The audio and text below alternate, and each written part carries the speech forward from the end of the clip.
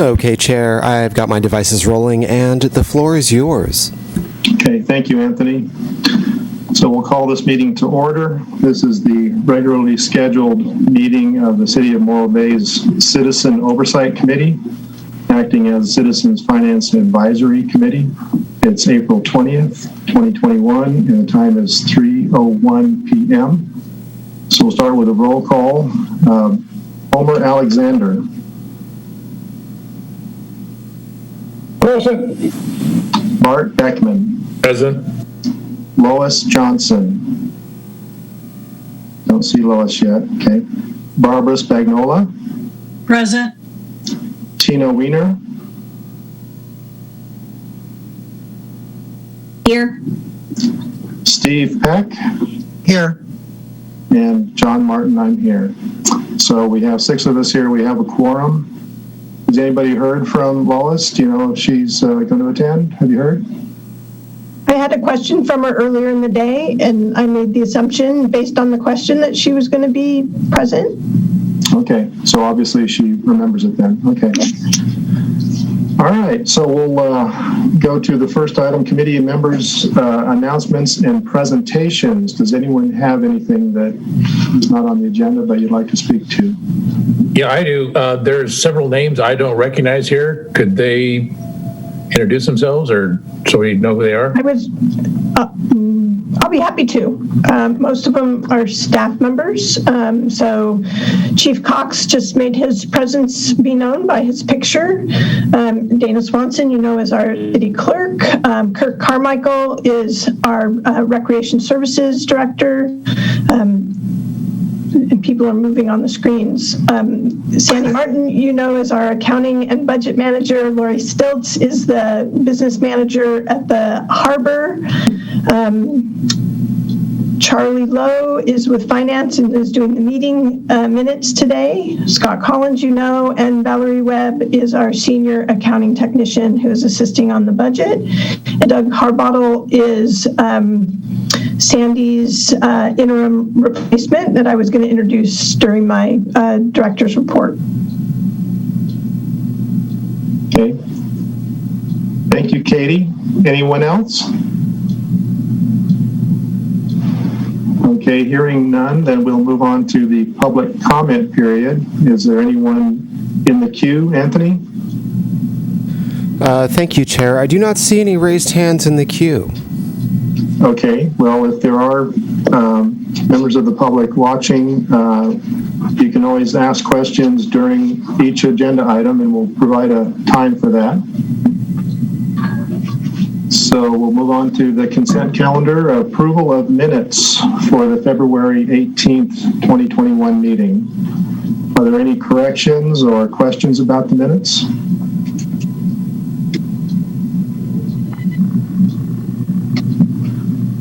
Okay, hearing none, then can we have a motion to approve the minutes as presented? Don, I'll make a motion to approve as presented. Okay, and a second? I'll second. Okay, Homer, so Barbara moves and Homer second. All those in favor?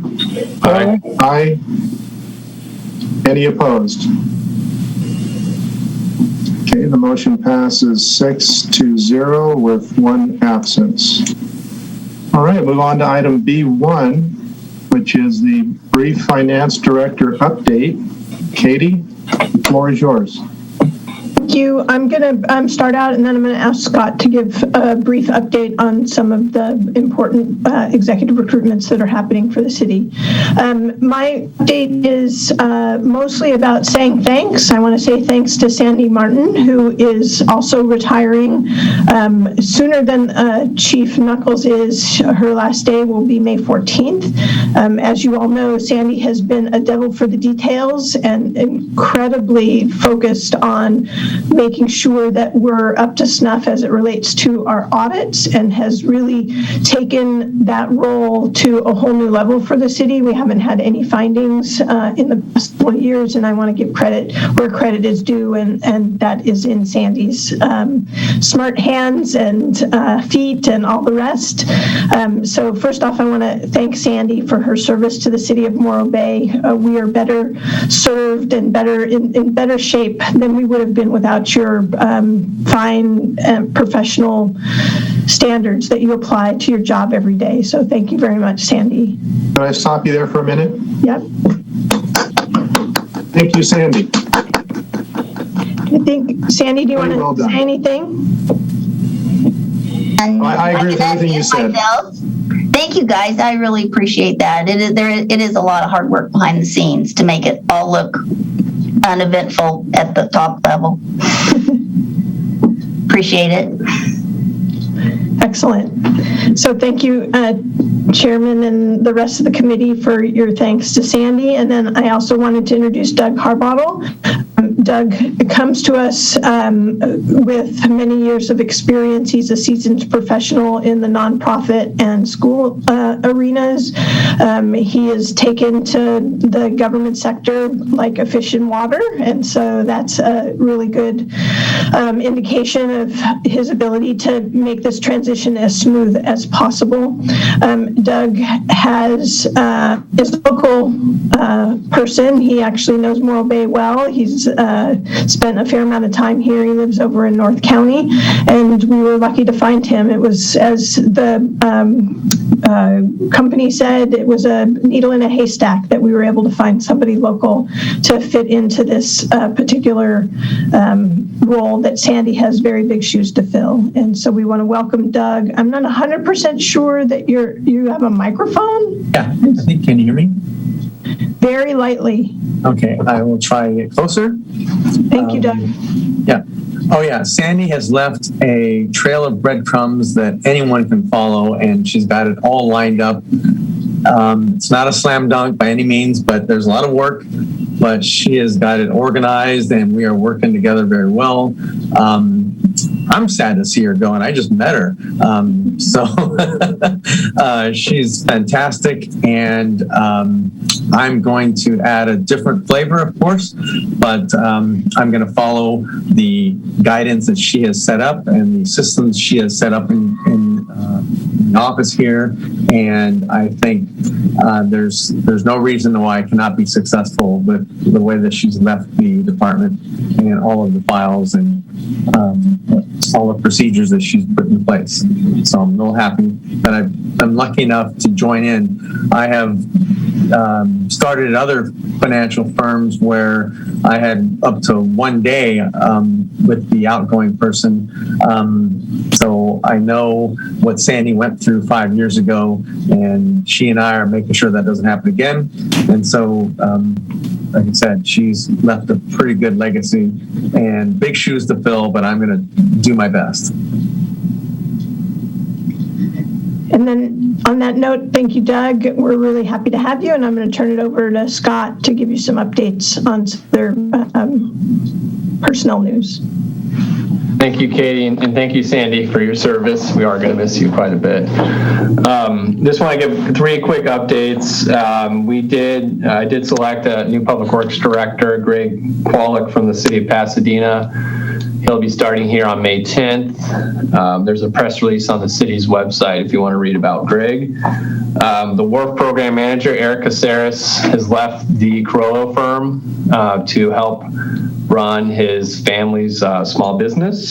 So he departed Corollo this month, and Kyle Rohrer, who was part of the Corollo team for the Wharf project early on, has taken over in that position. And you'll get to meet him in the May meeting when we present the Wharf quarterly update. And last but not least, we began the recruitment for the Administrative Services Director / Assistant City Manager a couple weeks ago, and that will close at the end of this month. And hopefully go through the interview process in early May and have somebody on board in June to coincide with Katie's time with us, so that we have some overlap with like we're having with Sandy at the moment. So just want to give those 3 quick updates, and can answer any quick questions if there are any on that.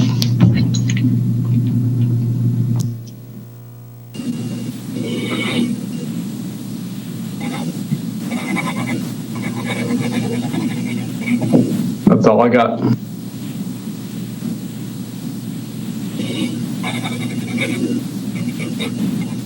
And that's my report as well, Mr. Chairman and committee members.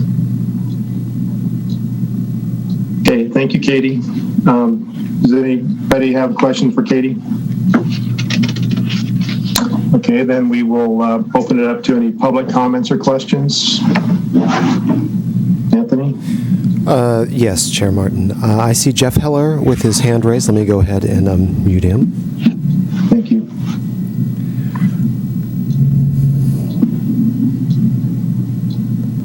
Okay, I just want to say hello to everybody, and I find these meetings very interesting, and I appreciate all your work. Can you hear me? Yes. Okay. I just want to tell you I appreciate all your work, and I find these meetings very interesting. So I want to thank you all personally for the time you put in to help the city. And this is one of the most important advisory committees I think that we have. And the fact that you are also committed and qualified, I greatly appreciate your time and effort to help our city. So thank you very much. Thank you, Jeff. Appreciate that. Anthony, any other public comments? Thank you, Chair. I do not see any raised hands left in the queue. Okay. Then we can move on to the next item, which is discussion and input on the measures Q and E, fiscal year 21-22 draft proposed budget. Katie? Thank you, Mr. Chair. I'm going to share my screen because I do have a PowerPoint presentation to run through very quickly.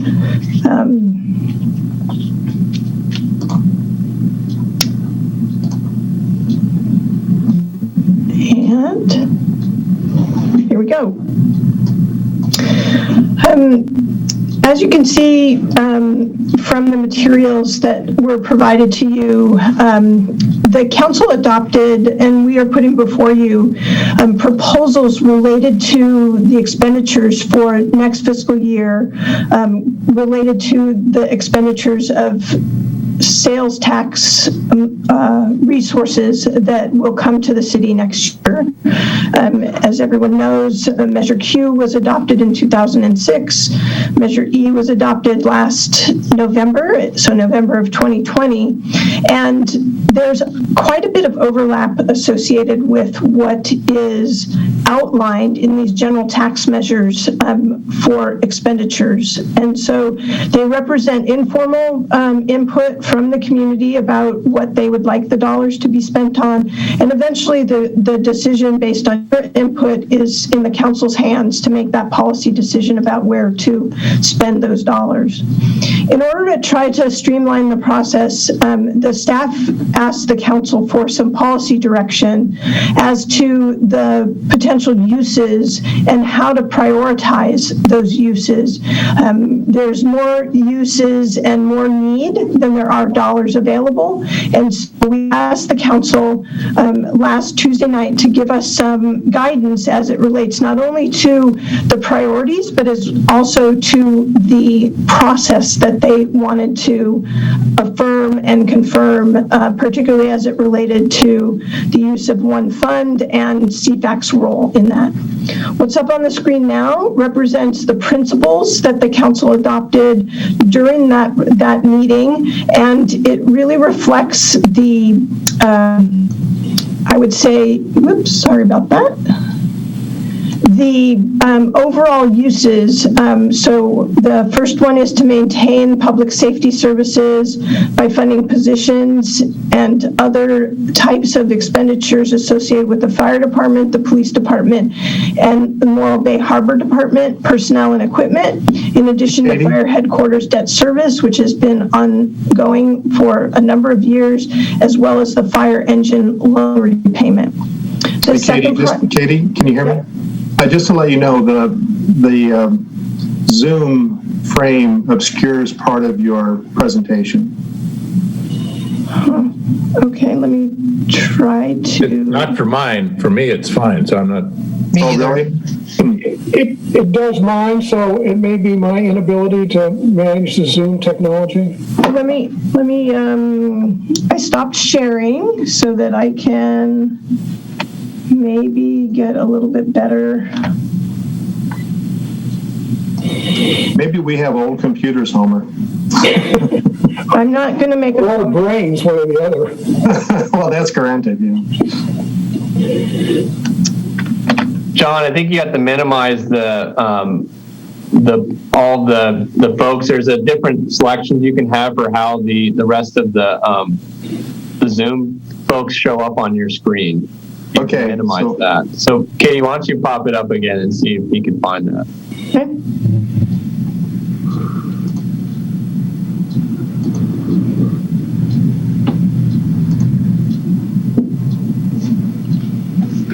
So I think it's up in the right-hand corner, John. It's under view, I think.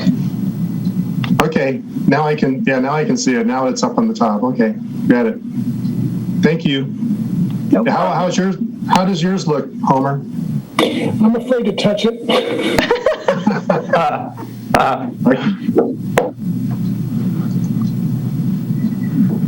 Okay, well, I'm going to keep going. And most of this material is in the staff report, so it's not anything new for you or the council, for the community. So the first one has to do with public safety. The next one has to do with maintaining and enhancing cleanliness and safety in public spaces such as parks, the waterfront, and the beach. And that includes consolidated maintenance and the harbor department. To invest in infrastructure and equipment, such as streets, storm drains, vehicle replacements, that support the services that are aligned with the purposes of Measure Q and Measure E. And then last is to ensure the financial health of the city by maintaining appropriate reserves. Hey, Katie? Yep. When you brought it back, all I have is the seal of the city. I don't have the text where you were at. I didn't know if that was happening to anybody else. There, thank you. Thanks for telling me. So I'm working with two screens. So one is for my benefit so that I can look at the camera, and the other's running the slideshow. So the process that the council adopted was to reaffirm the important role that CVAC has to provide in terms of providing recommendations for uses of Measure Q and Measure E, and that this is the start of that process. To do that annually and to provide oversight consistent with Morro Bay Municipal Code Section 3.26, which has you evaluating all of the expenditures to make sure that they're aligned with the budget during the end of the year, and to make that recommendation to council in plenty of time to meet the end of the fiscal year. Within 6 months of the fiscal year. The council adopted the concept of accounting for all of the revenues in one fund, which is the Fund 03 fund, which I think has been colloquially referred to as the Measure Q fund, and I think we will start calling it the Measure Q and E fund. It also is consistent with Resolution 69-20, in which the voters were asked to increase the sales tax from 0.5% to 1.5%. And so the concept was we were taking all of the sales tax and increasing the rate from the original rate to this new rate. Revenues for both Measure Q and Measure E will be accounted for in one revenue account. Again, this is consistent with the resolution. It would also be difficult for us to attribute a dollar that's coming from the state related to the sales, the transaction and use tax as being from one particular measure versus another particular measure. It all gets mixed up into one big bucket and then transferred to the city. And then budget and actual transactions for all personnel and equipment will be budgeted for and posted in the Measure Q and Measure E fund, which is the 003 fund. The capital projects will be accounted for in the general fund capital fund, which is the 915 fund, and transferred out of the Measure E and Q funds at the year end based on actual expenditures. So there won't be any transfers based on what's budgeted. It will only reflect what's actually spent at the end of the year. Based on a question that we received, I tried to lay out in the response to questions the purposes that were included in Measure Q and Measure E, and thanks to Committee Member Peck, who started this process. I only massaged it slightly to make it a little more colorful and color-coded to the Q and the E. And then we tried to identify where there was overlap and where there was segregation. And then we also identified what the role of CFAC was in each of the measures. And then we tried to apply those uses to the particular departmental recommendation that we were making for funding. So if you go back, and I'll go back on my screen so that you don't have to, but if you go back to the list of purposes, they're numbered from 1 to 12. And so number 1 is improve police from Measure Q, and from Measure E, it's maintain local police department. So that's number 1. And number 4 is enhance public safety, enhance 911 emergency response. So I tried to identify the purposes of each of the proposed expenditures based on these purposes in Measure E and Measure Q. And so this represents the police department. The next slide represents the Harbor Department. And again, number 4 is public safety. And number 11 is keeping beaches and public areas safe and clean, which was part of the Measure E that was just recently passed. So that's why these have both public safety. I debated with myself about garbage disposal, having debris and things like that not be picked up can be a public health concern, but I decided not to stretch the definition that far. And then for the fire department, it's again 2, 3, 4, 6, and 5 are the identifiable. 2 is improve the fire department, maintain local fire department. 3 is enhance public safety, and maintain 24/7 paramedic service. 4 is enhance public safety, maintain 911 emergency response. Number 5 is upgrade fire and paramedic equipment.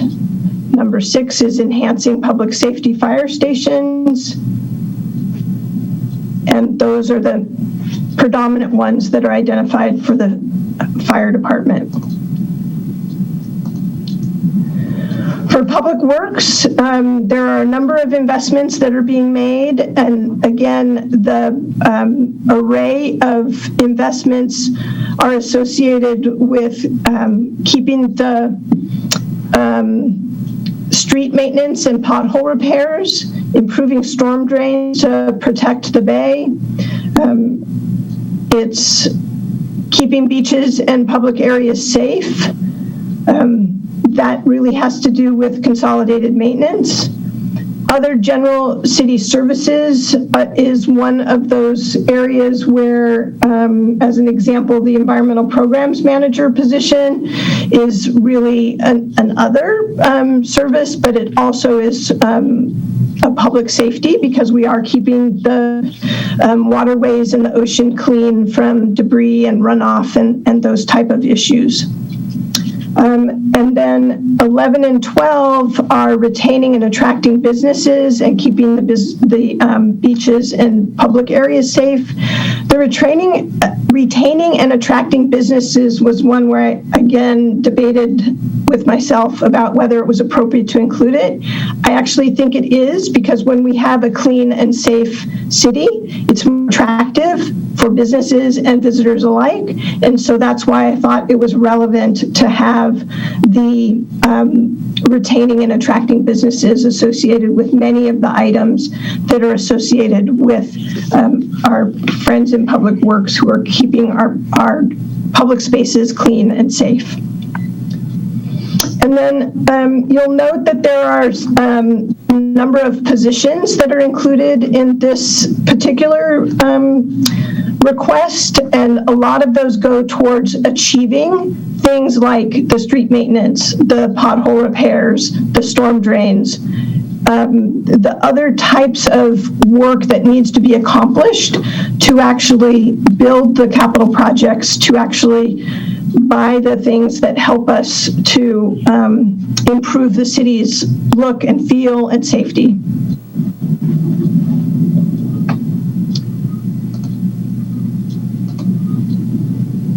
And then the last area is restoring the general fund operating reserve, or the GFER, General Fund Emergency Reserve. I apologize for using the wrong name there. This contribution, as you'll see, is in addition to the $500,000 that we plan to propose to the City Council that's from the American Rescue Plan Act. I believe that having a strong reserve actually supports all of the items that are included in Measure Q and Measure E, and so that's why I selected 1 through 12. The next part of this just reiterates the specific requests that are being made for each of the departments. And it also includes down at the bottom the number of full-time equivalents, the one-time money, the ongoing money, and the total for each department. So this is what we're proposing for the police department. Again, this isn't everything that is being recommended for the police department in total between the general fund and the American Rescue Plan dollars, but this is really focused on what the CFAC is charged with making a recommendation to the City Council. And I thought, Mr. Chairman, I would go through the whole presentation and then hold for questions at the end, unless you wanted me to do it differently. Proceed, please. Thank you. The next slide has to do with the Harbor Department. Again, this represents funding that has never been made to the Harbor Department in the past, related to actual operations and capital investments in the harbor. The next is the Fire Department.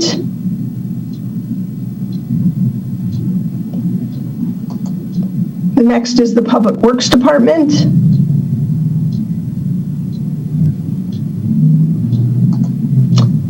The next is the summary for finance and IT, which is responsible for the General Fund Emergency Reserve. This has the grand totals associated with the expenditures. We were asking for the CFAC to recommend to the council funding 9 full-time equivalent positions, $197,000 in one-time expenses. Now, I will note that some of the one-time expenses do have ongoing expenses, particularly the records management system and the dictation system, that staff will be coming back to the CFAC if appropriate to fund in future years, but they won't need it in this year of implementation. $3 million with plus in ongoing expenditures. And again, I included the $125,000 in ongoing. It is debatable whether we'll need that to be an ongoing expenditure beyond getting back to the general fund emergency reserve level established by the policy of the council, which is 25 to 28% of a 3-year averaging total of the general fund's operating expenditure budget. So the grand total is $3,208,448. We're currently estimating that we will receive $3,217,000, and so there's a $8,552 extra that has not been programmed. Now that's of this year's dollars. Katie, I'm sorry, that's of next year's dollars. Could you go back just a page to look at that Public Works one again? I'm sorry, you went through that kind of fast. No problem. Okay, so that, what is the total for Public Works? That doesn't look right. It's not right. I apologize for that. And I didn't have time to fix it. The total is, I actually put a total chart by department further on in the presentation. May I get to that? Okay. I didn't print out the presentation, so. Okay, thank you. Yep.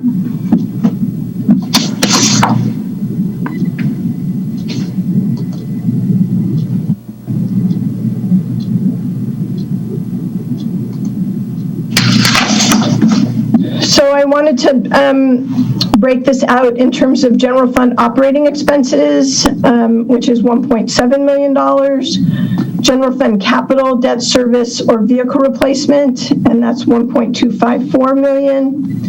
Harbaugh projects, because it's an enterprise fund and it's supposed to be self-supporting, I called that out separately from the other projects, and that's $200,000, 201. Again, that's one time and ongoing. And so these totals match up to the ones that were above.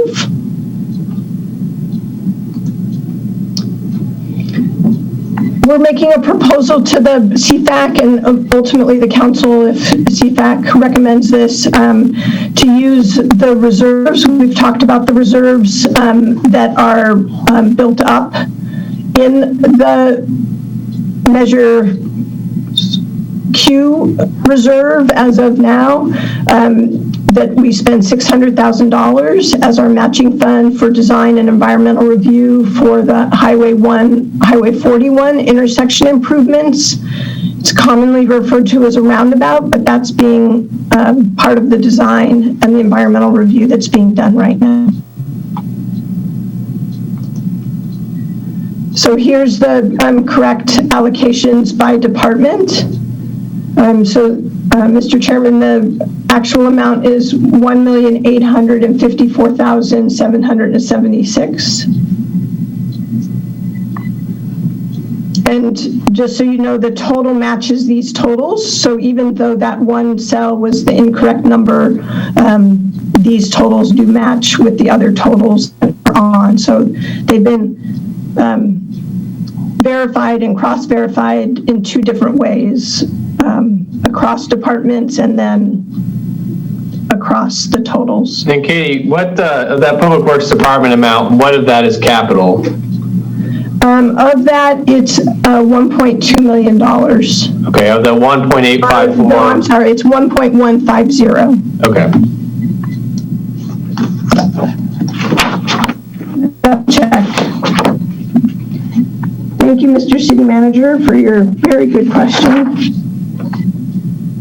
It's $1.1 million.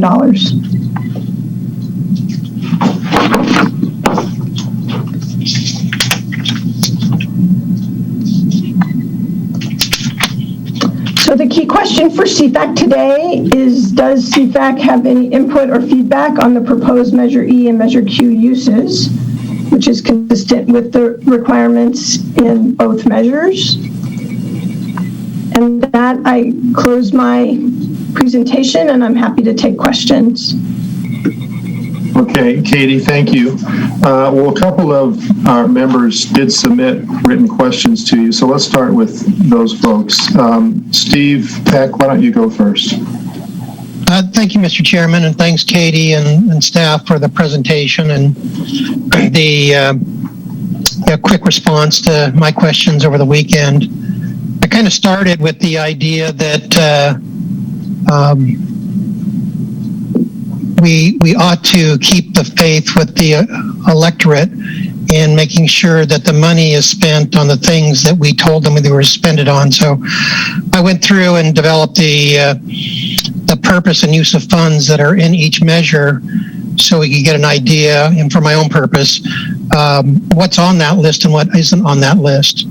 Recognizing that general city services is on that list, but I think that the folks that I talked to were drawn to maintaining public safety, trash collection, very specific things. So my question had to do with, let's not try and broaden this out too much too soon. So one of my questions was that even though we're putting these into one fund, which I think we ought to, I think that's the direction of the council, that we not lose track of the fact that a third of this has a certain list of projects and the other 2/3 has kind of a different set of projects. And I don't want to be a slave to that proportion, but I want to be faithful in my duty to say that over the long run, we're going to try and spend the money on those issues. Katie's provided the tracking of these expenditures by purpose. I think that helps us over time find out what where we're spending the money, so that we can track that on an ongoing basis. I did have a question about the amount that we're spending out of the initial $3+ million. It appears that we're committing most all of this year's money for a long period of time, not knowing what the actual sales tax is going to be and whether we'll have enough growth to do other things with this. So I was concerned, and would like to hear my colleagues comment on this, that right out of the gate, we not probably oversubscribe 98% of this money into ongoing expenses. There needs to be some flexibility there. For some of the amounts that are reserved for capital projects, I had some questions about some specificity. It looked like there were lump sum numbers in there without identifying projects. I know there are projects in the CIP, but I didn't know what projects were going to be funded with that. And then I guess I'll make two more comments before I open it up for my other colleagues. Is that there's a certain amount that's identified for doing capital projects, and I know in talking to Scott and others at the city that there is just no capacity or throughput right now that's desired for the completion of capital projects, because there are a lot of other things that take first priority. And one way of doing that is to simply identify the delivery cost inside of the budgeted capital cost in the CIP. And I'm not quite sure it's advisable to create a whole position in the general fund for that inside a department. They should be able to draw down that money out of the approved capital project, or farm it out to a private consultant, could do it on a one-time basis. My last question has to do with the roundabout. I live about 2 blocks away from that intersection, so I know it gets jammed up at time, but I'm just not convinced about the short-term need and the long-term feasibility. I think the last time I looked, there was about $3.8 million that was needed to finish that. There's property to be acquired on both corners. There's permitting we have to go through. I we're basically depleting our backlog, our accumulated reserve out of Measure Q to pay for that. And so we need to wait to do some pavement management out of that fund until we actually receive money. So on that, I'm not quite sure the roundabout in the long term isn't going to be something that doesn't get done. So I'm skeptical about that. I can be convinced otherwise. Or whether at the end of the day, what we can afford are some coordinated signals along that area. And finally, a little bit of putting my chamber hat on. That's the entry to the community from the valley, primarily. I don't want to see that intersection locked up for 2 years and discouraging visitors into the community. So I've got other comments, but I'll release my time and listen to my colleagues on their questions. Thank you, Steve. Homer, you're next. I just want to start by saying I completely agree with everything Steve just said, with the possible exception of the roundabout, just because I don't know very much about it. I'm going to actually be a little more specific. I disagree with the funding in Public Works for the engineering technician and the environmental program manager using QE funds.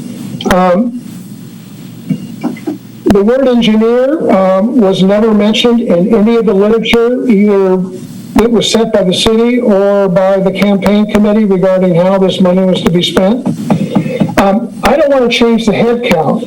I just want to reallocate how the money is going to be spent so it matches the city council's principles for the use of QE funds that were adopted on April 13th. I would replace the engineering technician with a police officer, and I would replace the environmental project manager with another fire captain.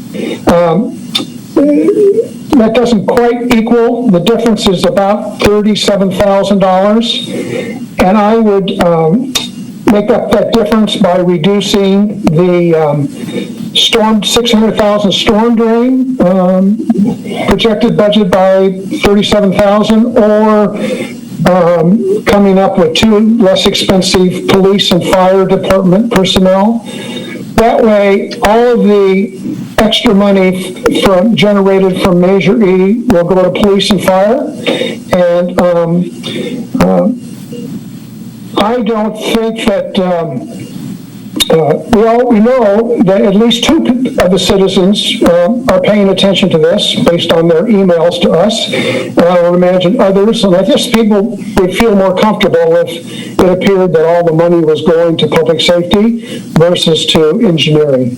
And it wouldn't have any impact on the general fund because it's just trading apples with apples.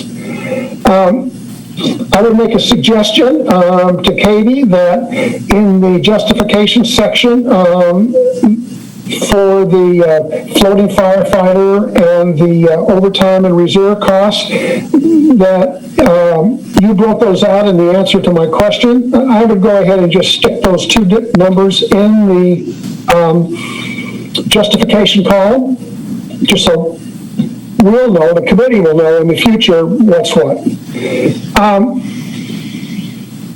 Regarding the $50,000 for the firefighter system, for the firefighting system for the Harbor Patrol boat, I would hope that when you answered my question, I will hope that the conversation between the fire chief and the harbor director will be held before the budget is presented to the city council. And maybe that would be a little better number than just $50,000. I mean, you never know. It could be 62, it could be 47. Don't know.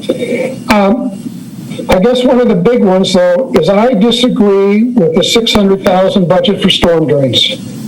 Don't misunderstand me. I'm in complete agreement that storm drains need to be funded.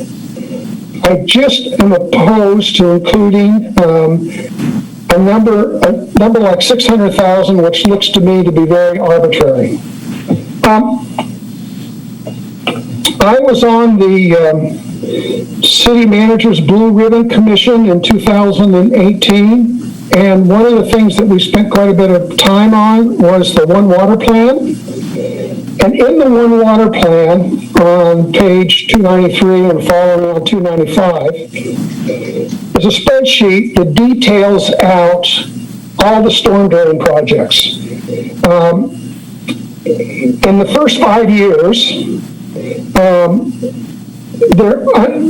there are 9 projects under $250,000, 3 projects between $250 and $500, and 3 projects over $500,000.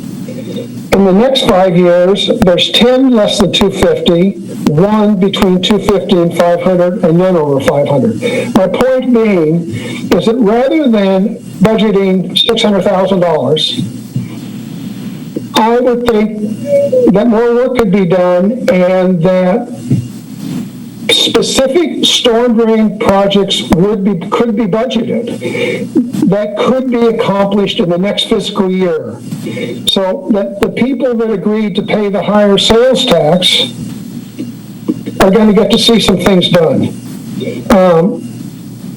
When Measure Q was first started, for the first 4 years, because storm drains were mentioned in all the literature and in the ballot measure, money was budgeted, but it never was spent. It was just accumulated. And at the end of the 4 years, the committee questioned the Public Works Director at the time, and the explanation was that there was never quite enough money budgeted to really get anything significance done, and that there was a relationships between pavement management and storm drains. And so the committee recommended to the City Council, which they went ahead and adopted, is all that previously budgeted money would be rolled over into pavement management. And so I would like to see some very specific things budgeted for storm drains for 21-22. And if it turns out that it's not $600,000, whatever is the difference would be again rolled into pavement management.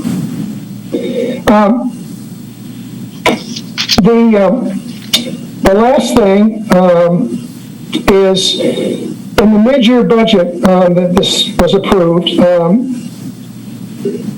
the city staff estimated that the Measure E revenue for this current quarter would be $282,000. Based on dividing the current $3,200,000 by 3, Measure E is being projected to generate $536,000 a quarter.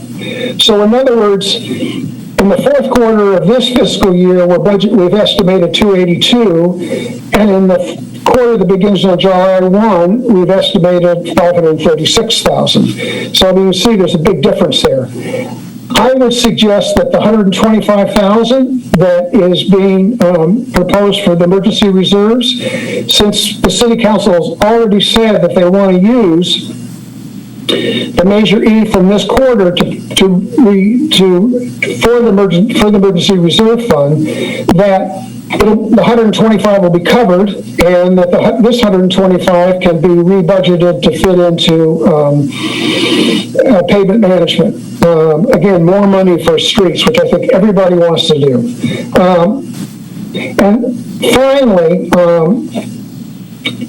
Katie, in the justification sections for the harbor and public works regarding, you've repeated the word beaches safe and clean, and in public works maintaining cleanliness and waterfront and Marcadero.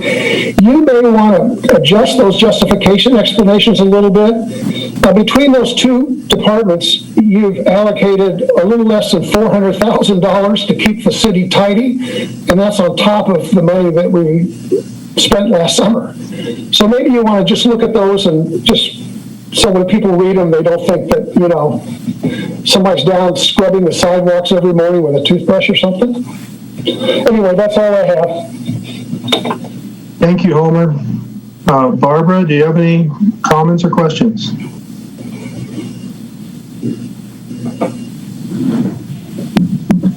Yes, I do. Thank you.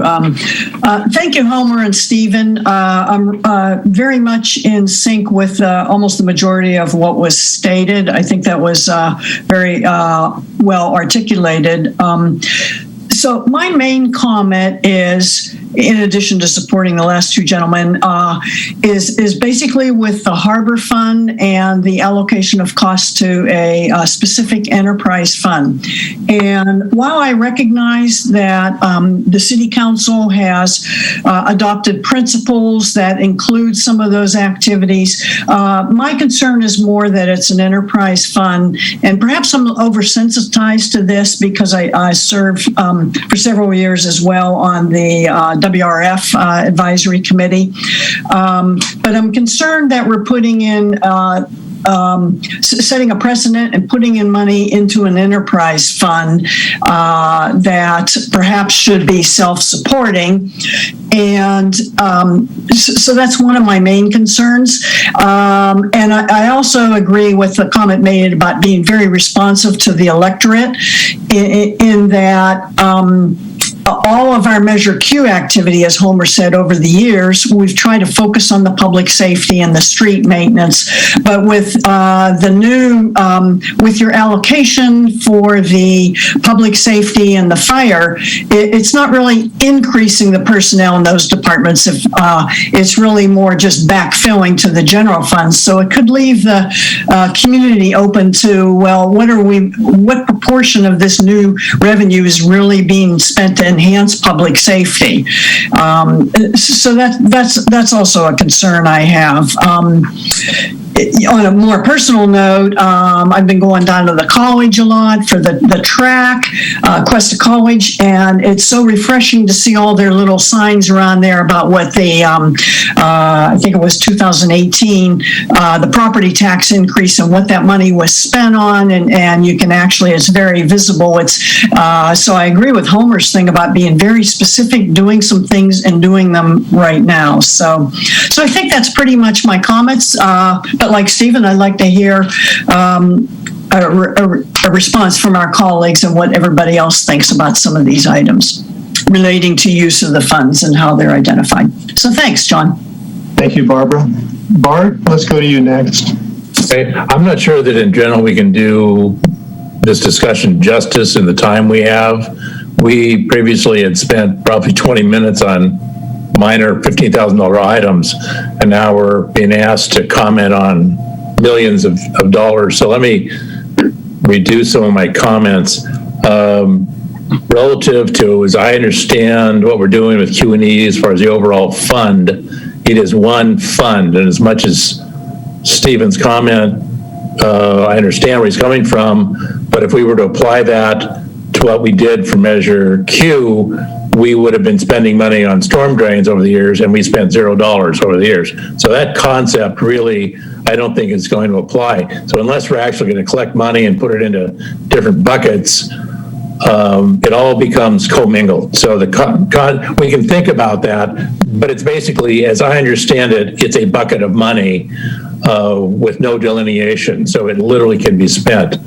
Picking up on that same thread from Barbara, I had the same thought that in general, these are general funds other than the harbor, which is an enterprise fund. So I don't understand the concept of how that would work. It's like, should we, for example, give money to the water and sewer funds?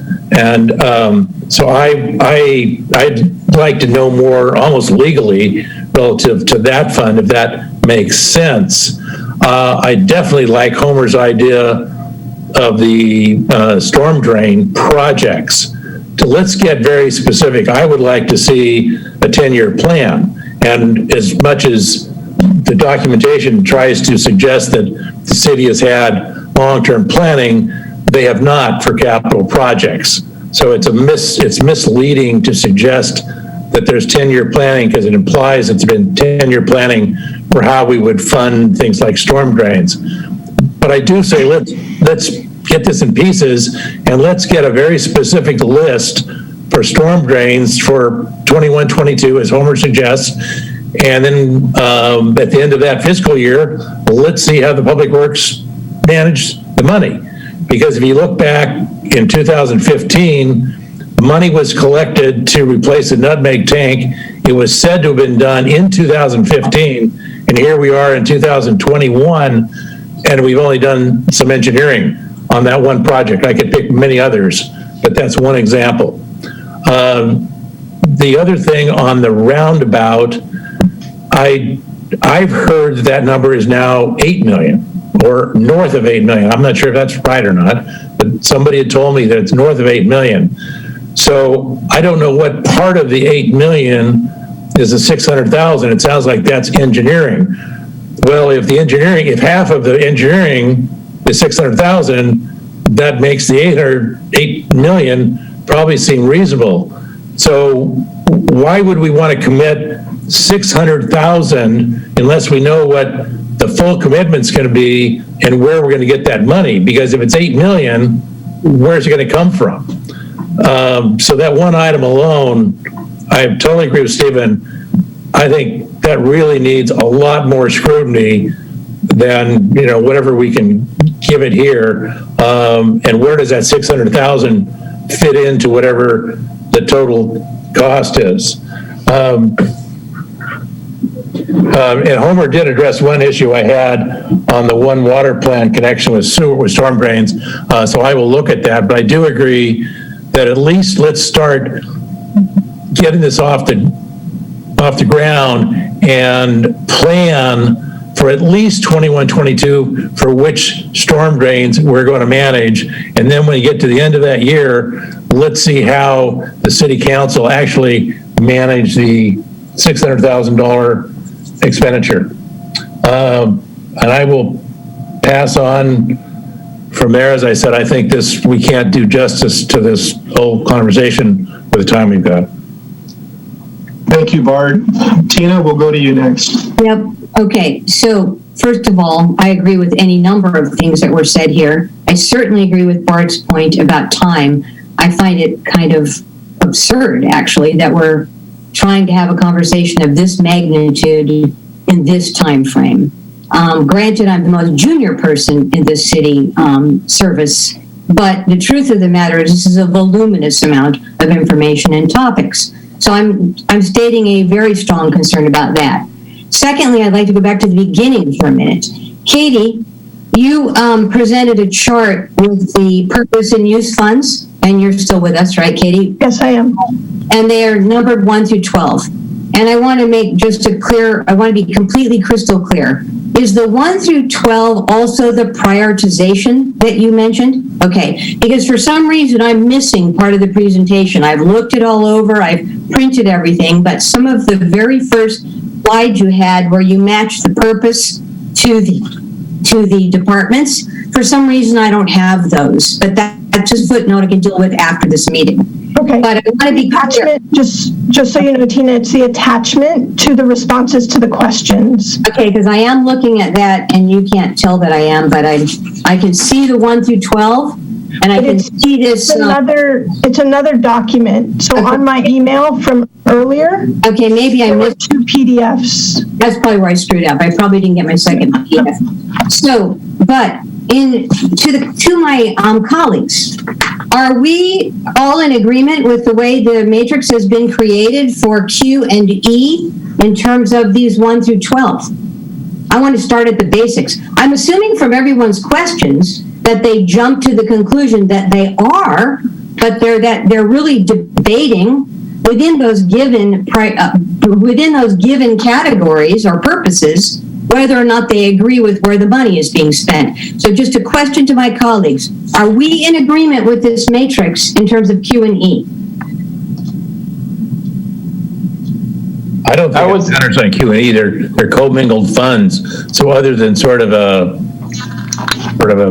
literary. Well, it goes to Steve. It has become one fund to do things that were outlined before, but there is no longer Q and E.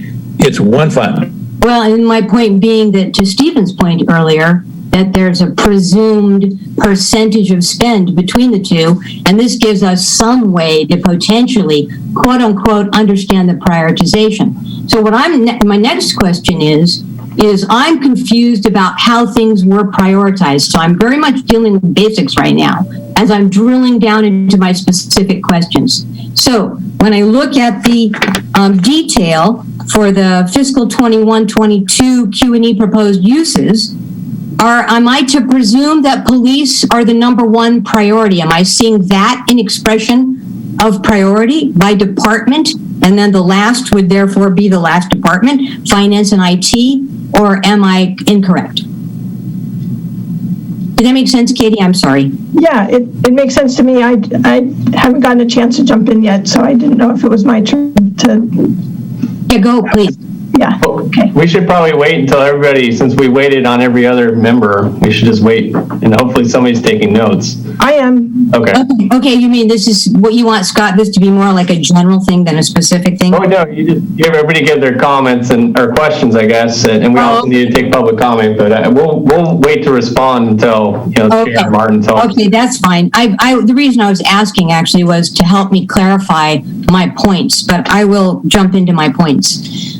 One of them is, the first thing that concerned me was the recurring cost or the ongoing cost.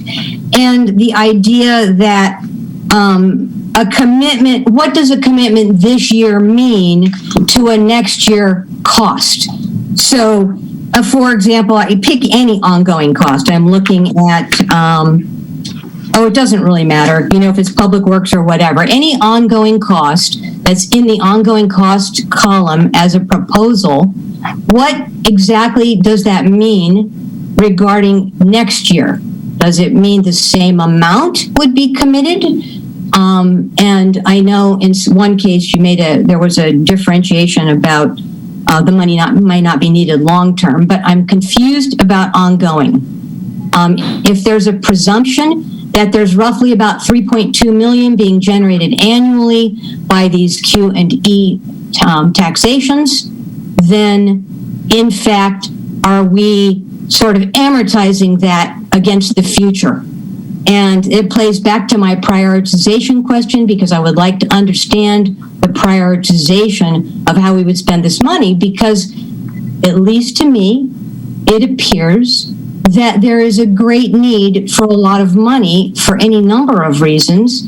And, whether I am able to challenge some of these, like some of my other colleagues, clearly there's a need to spend some money in a lot of these categories. But without me understanding, sort of like the roundabout, are these genuinely, other than staff, are they genuinely addressing and fixing something, or are they dripping on a problem? And so I would like to, I don't know how to have that conversation offline, or when that conversation is to be had, or somebody can tell me to go study something, but I'm confused about that.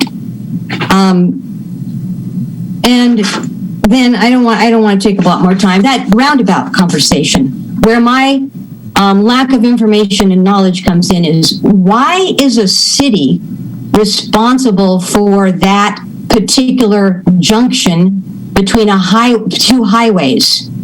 And I'm assuming we mean that four-way stop over there by the Taco Bell. That we're implying that a roundabout needs to be placed there. That's true. Okay, thank you, Barbara. And to Bart's comment, 8 million, 3 million, 7 million, 100 million. Why is that? Is that not a state or other funds? And if that's so, someone in the team made the comment that, I think it was Stephen, without a guarantee that other money is going to be available, if it's coming from the state or the feds or some combination of, why would we spend the 600? So it's kind of a chicken and an egg. Does that 600 need to be spent to get money, but not just get information? And apparently we, the city, are obligated to spend that money. So can somebody answer that question for me? Other than that, really, I'm stopping. That's where I'm at. Thanks. Thank you, Tina. Lois, you are up. Thank you. I appreciate all the very excellent questions from my committee, from additional other committee members. Very good questions. Homer, especially appreciate your recommendation to identify specific drain project and slap a sign on it so people can see where their money's going.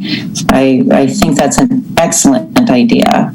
I also share Tina's comments about the dollars in the ongoing cost column of the table, the matrix, not understanding what that exactly means. It seems to me like even though we have $600,000 in the storm drain maintenance on this year's proposal, that seems pretty fluid with respect to future uses of that money. And also, I'd like to understand that better, because that seems like that's a prioritization year to year, and without a long-term plan, very hard to understand what the future intent is. And with regard to that, I also want to express my appreciation for the inclusion of the HDL information on the sales tax update. I found that to be very interesting with respect to why Measure Q revenue is higher than expected because of internet sales related to pandemic spending. And, has that been taken into consideration that may begin to decrease and impact the revenue on which all of this is based? I'm one of those people who've done an awful lot of internet shopping, but as soon as I can put my feet in the ground, comfortably of real stores, and shop locally, I'm going to do that. And that's just an observation. And that's all I wanted to comment on. Okay, thank you, Lois. Katie, I have a few things. One is in regards to the pavement management plan. For several years running, Measure Q funded roughly $500,000 per year for the pavement management plan.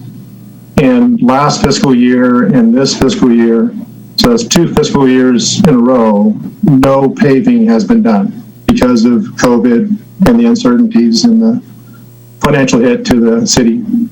And in your proposed budget, you're proposing $500,000 for the pavement management plan from this new fund for next fiscal year. And so, really, we're already 2 years behind. The condition of the roads was already bad to begin with. And so it seems like, based on this budget, that there's not any effort being made to make up or catch up for lost time in regards to roads. And then, second thing, well, I totally agree with Homer in regards to funding ongoing positions that have nothing to do with police or fire. I think that's something that has the potential to just gobble up a lot of money, and it's not what the voters voted for. And in regards to the ongoing costs, a lot of these are costs that would otherwise be in the general fund. And of course, when you calculate the general fund emergency reserve each year, that is a function, it's 25 to 28% of the general fund's ongoing or operating budget. And so in as much as these costs are in effect being taken out of the general fund and being put into this new Measure QE fund, there is no reserve set aside for these operating costs. So that's something I think you should seriously consider, because this transaction tax is subject to the vagaries of the economy, and there is a potential that it could go down in the future. So there should be a reserve set up for that. And then in regards to the Harbaugh Fund, I'm assuming that in the history of the Harbor Fund that it has never received property tax money or sales tax money or any kind of tax money. Is that correct? All the documents I read, I think that's true, but I guess once upon a time there was some kind of an outfall lease revenue that it got from the power plant, and that no longer happens. But as far as taxes, it never has received tax money. So this is a new thing. And so I think, therefore, the city should be very careful about how it approaches that. And of course, this is just the first year that it's being done without any kind of a presentation as to what the forecasted long-term needs will be for the Harbor Fund. I mean, okay, so there's $200,000 going to the Harbor Fund next year's budget, but what about the year after that and the year after that? I mean, does it double every year? Where is it going? And there is no presentation on that. I think that's about all I had, except to say that, wow, I really am impressed and pleased with the comments and the questions I've heard from my colleagues. You really have thought these things through, and I think you are a valuable asset to the city from what I've been hearing today, and thank you. So Katie, if you want to answer any of those questions or address any of the comments, please do so. Thank you. Yeah, and Scott, would you like me to start? Yeah, you go ahead. And we also have Rob Liebig, city engineer, who can speak at length about the value and the need for Highway 141 interchange, why we're being requested to fund it, what the $600,000 means to that, success of the project, et cetera. So I would sort of point it to Rob for that. Okay. Yeah. Well, why don't we start on that one, and then we can move through the rest of them, and I might call on a friend, because as you can see, we have quite a number of friends who are here to support the effort, who have more detailed information than I might. So Rob, could you speak to that one? And could you also speak to the conversation? I mean, to Sandy's credit, we also have a capital, you can't see it because of my background, but we have a capital budget that has a 5-year plan for storm drains in addition to the one water plan. So could you also speak to that one, since you're on the hot seat right now? Definitely. Thanks. Hi, Rob Liebig, city engineer. Good afternoon, Mr. Chair and committee members. Let's start with the roundabout first. It's a project that has been envisioned. Intersection improvements for that location have been envisioned since about 2000, maybe a little bit before. When Duke was going to repower the power plant, they were going to contribute a lot of money to redo that intersection. Deregulation happened. Properties changed hands. They're not going to build a new power plant there. And there was community angst over intersection improvements there, so the project was withdrawn. The intersection faces considerable delays on especially busy weekends and high school mornings. And I happen to use that intersection at least a couple of times a day on my commute to Atascadero. And in the afternoons, it's getting backed up almost every evening. So there are delays there. And let me address first the estimated project cost. It's about $8.3 million total project cost for the intersection improvements there, should a roundabout go in. A little bit less than that for signalization. Signalization does not have the design life that a roundabout would. The roundabout takes us projected traffic impacts to that intersection and being able to maintain an acceptable level of service, reducing delays for the next 30 to 40 years.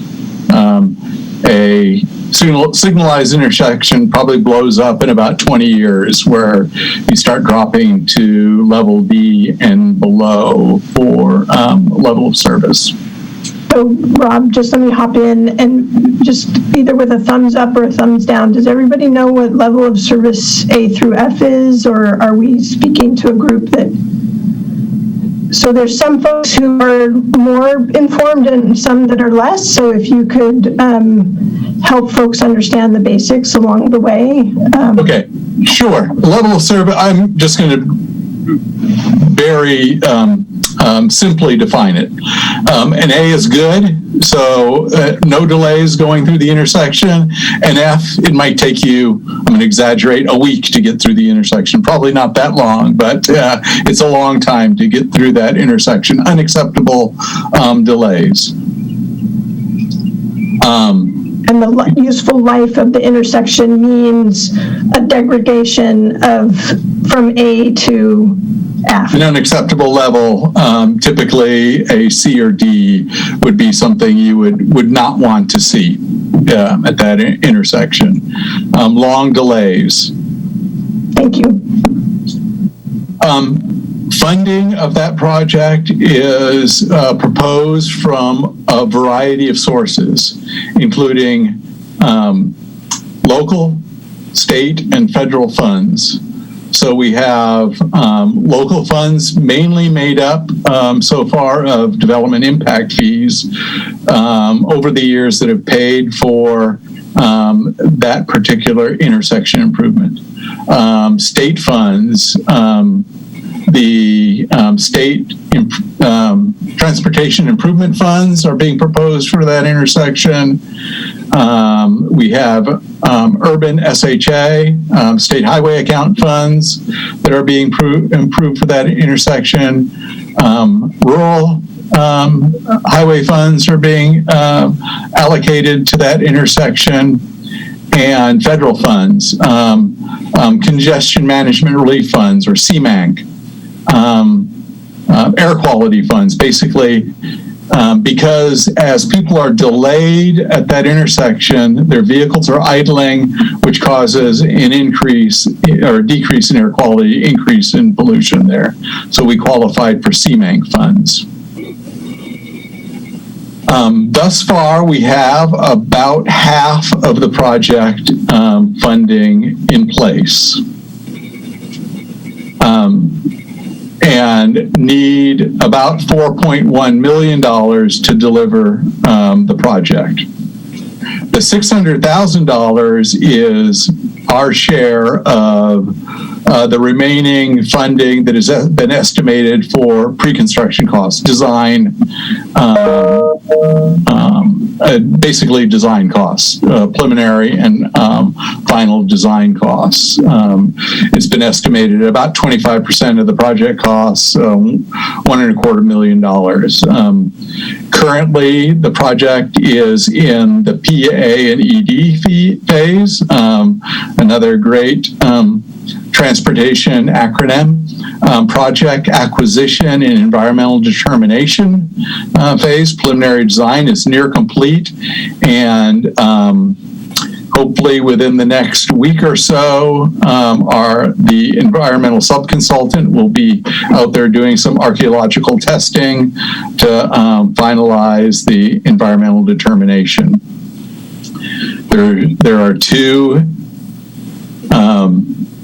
I see what you mean about time. I'm being very long-winded about the roundabout project, but I'll continue until I'm told to stop.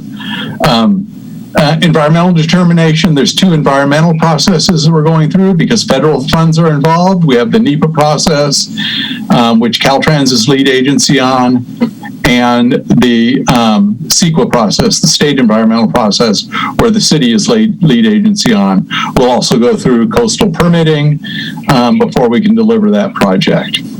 Rob, just to cut to the chase, are you saying that if we get into this, we're committing to possibly a $4 million investment, including the $600,000? And then the other thing, if you can address my concern about that, there's no question that that's an issue problem.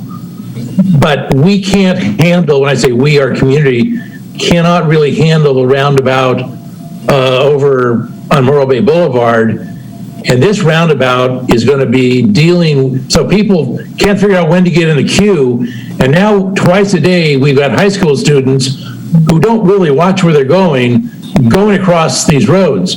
So if you could address the two issues of how are you dealing with high school students walking around, which we don't have, really, there's almost no pedestrian traffic over at the other roundabout. Here, we're going to have significant traffic from 15 to 17-year-olds. And how much money are you committing to the city? With our funding partners, the city is responsible for half of the construction costs. The city is responsible under the current, our funding partners, the MPO, Municipal Planning Organization, SLOCOG, San Luis Obispo Council of Governments. Their policy is the city is responsible for all the pre-construction costs. Although they have recommended CMAG and some other state funding to help deliver that project. So yes, the city would be committing to $4.1 million. Now, whether that $4.1 million comes from a congressional earmark or Measure QE or a bake sale, our funding partners don't really care. We just need to deliver our portion of the project, of the funding for the project. The $600,000 is to keep the project moving forward, because projects never qualify for funding if you can't deliver the design. That's why one of our local cities has been so successful in getting state and federal funds for their projects. City of Paso Robles can pull a design off of a shelf and submit that project, because they always do commit to design work for that project. They have a few more resources than we do, but that's how they're able to deliver that project. Regarding the safety aspects of the project, we have a few years of roundabout history, not just in Morro Bay, but nationwide. Roundabouts have 1/4 of the conflict points as a conventionally signalized intersection, and there are no oblique, direct T-bone type impacts at a roundabout. They're all glancing impacts. The pedestrian movements are moved further away from the intersection, and there are pedestrian refuges in the crossing, so that it allows for pedestrian crossing. One thing, when we met with the school district principal at that time, Dr. Pruitt, his main concern was kids trying to cut diagonally across the roundabout. Said make sure that the center of the roundabout doesn't look, it's just not a flat piece of concrete, that it has some, looks like it has obstacles, so kids won't be tempted to run across there. His concern was, in addition to the pedestrian, is his parents complain to him on a daily basis about being able to get to the high school in a timely manner, because that intersection, once school comes back into session, is very impacted by traffic there. Right. So to summarize, there's about $4 million plus gap on this. We're committing $600,000. Well, City Council would have to commit that. Of course, it's their decision, not ours.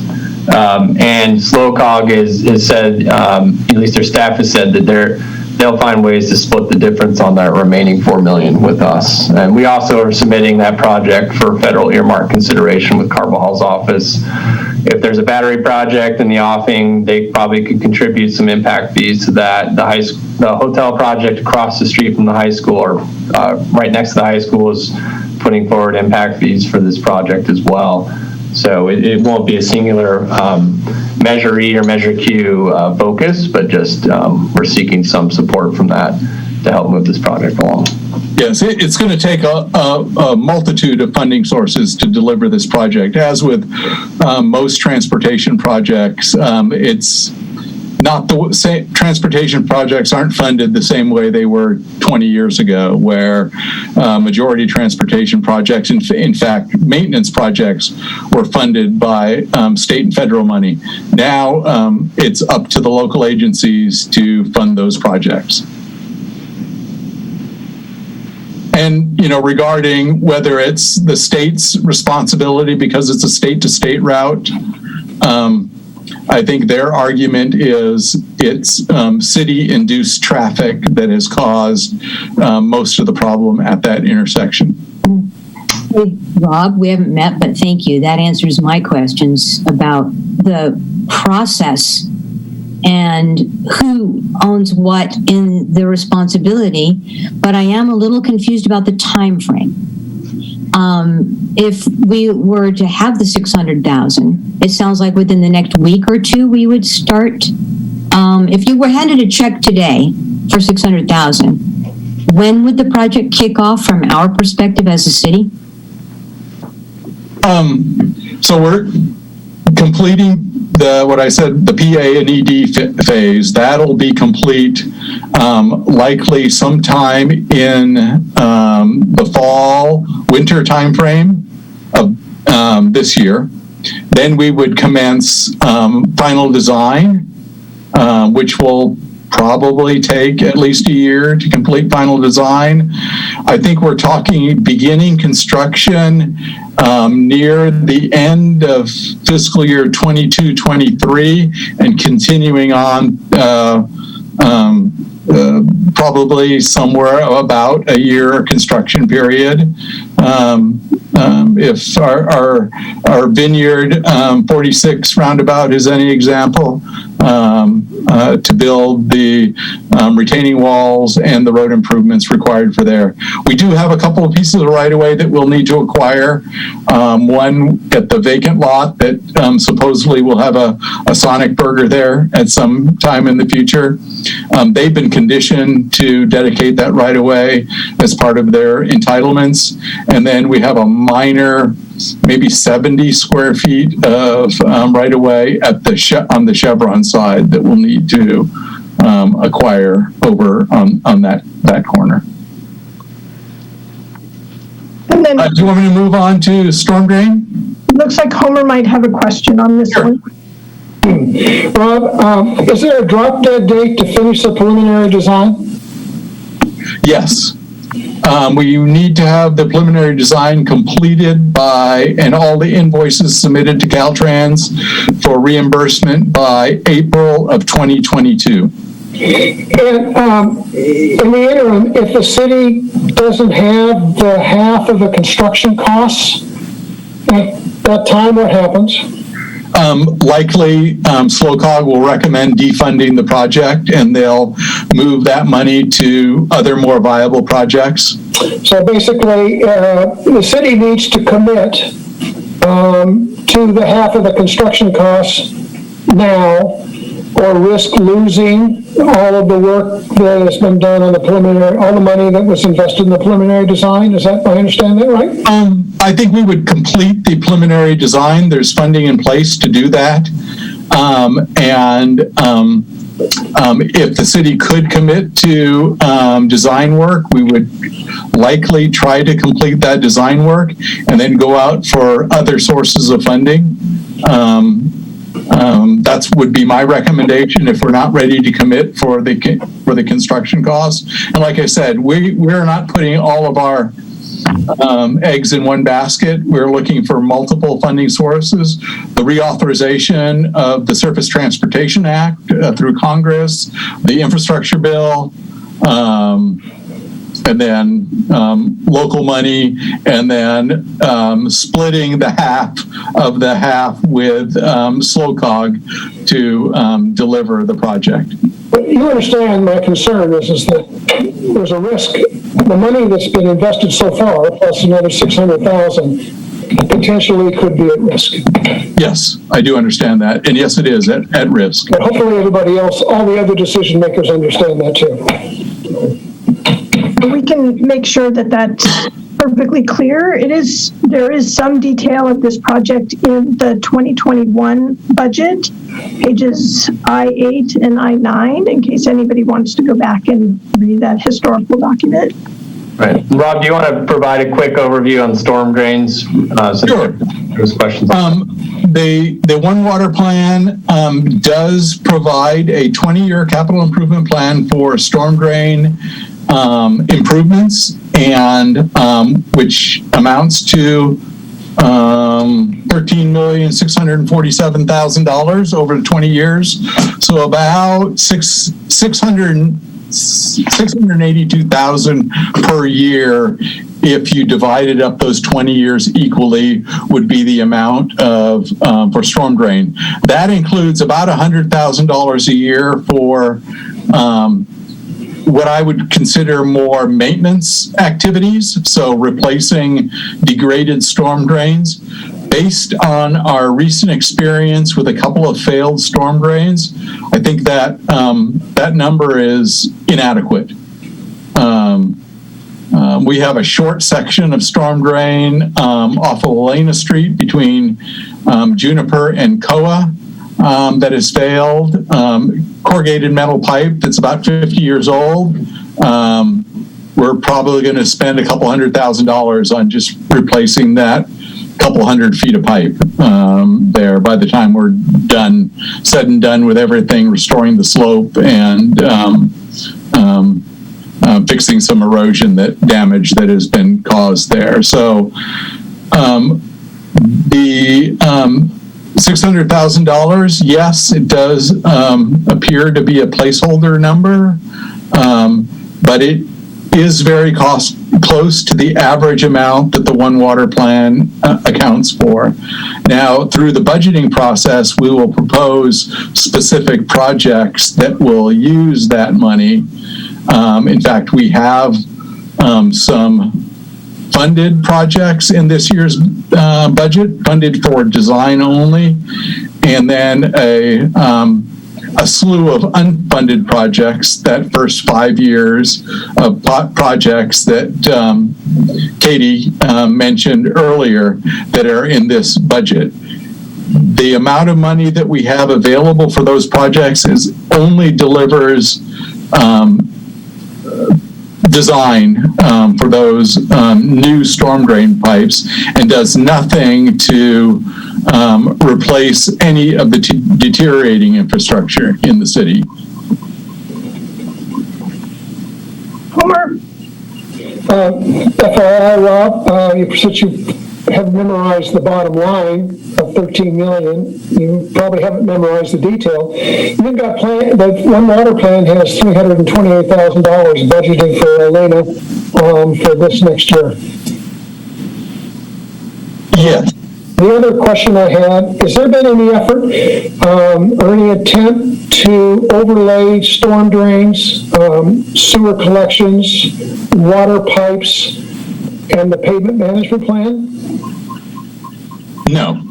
Would it make sense to consider something of that nature since you're going to tear the street up once? Oh, yeah. So we do that, not a holistic approach, but we do that prior to doing any of the street work we look at for utility projects there. We haven't looked at it on a citywide or program-wide for the next 20-year basis. This next year, and then while I still have the floor, let me talk about pavement. Mr. Martin is correct. We haven't spent really any funding last year nor this year. We have accumulation of funding that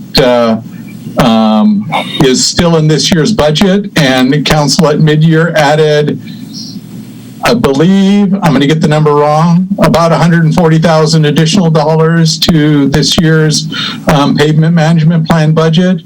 We still are proposing to list a late paving project to take care of what I think I brought this up at one of the meetings, this stopgap paving project where we would do repairs to the city's arterial and collector streets. So basically, the two city arterials that are in needing some help are Main Street and South Bay Boulevard.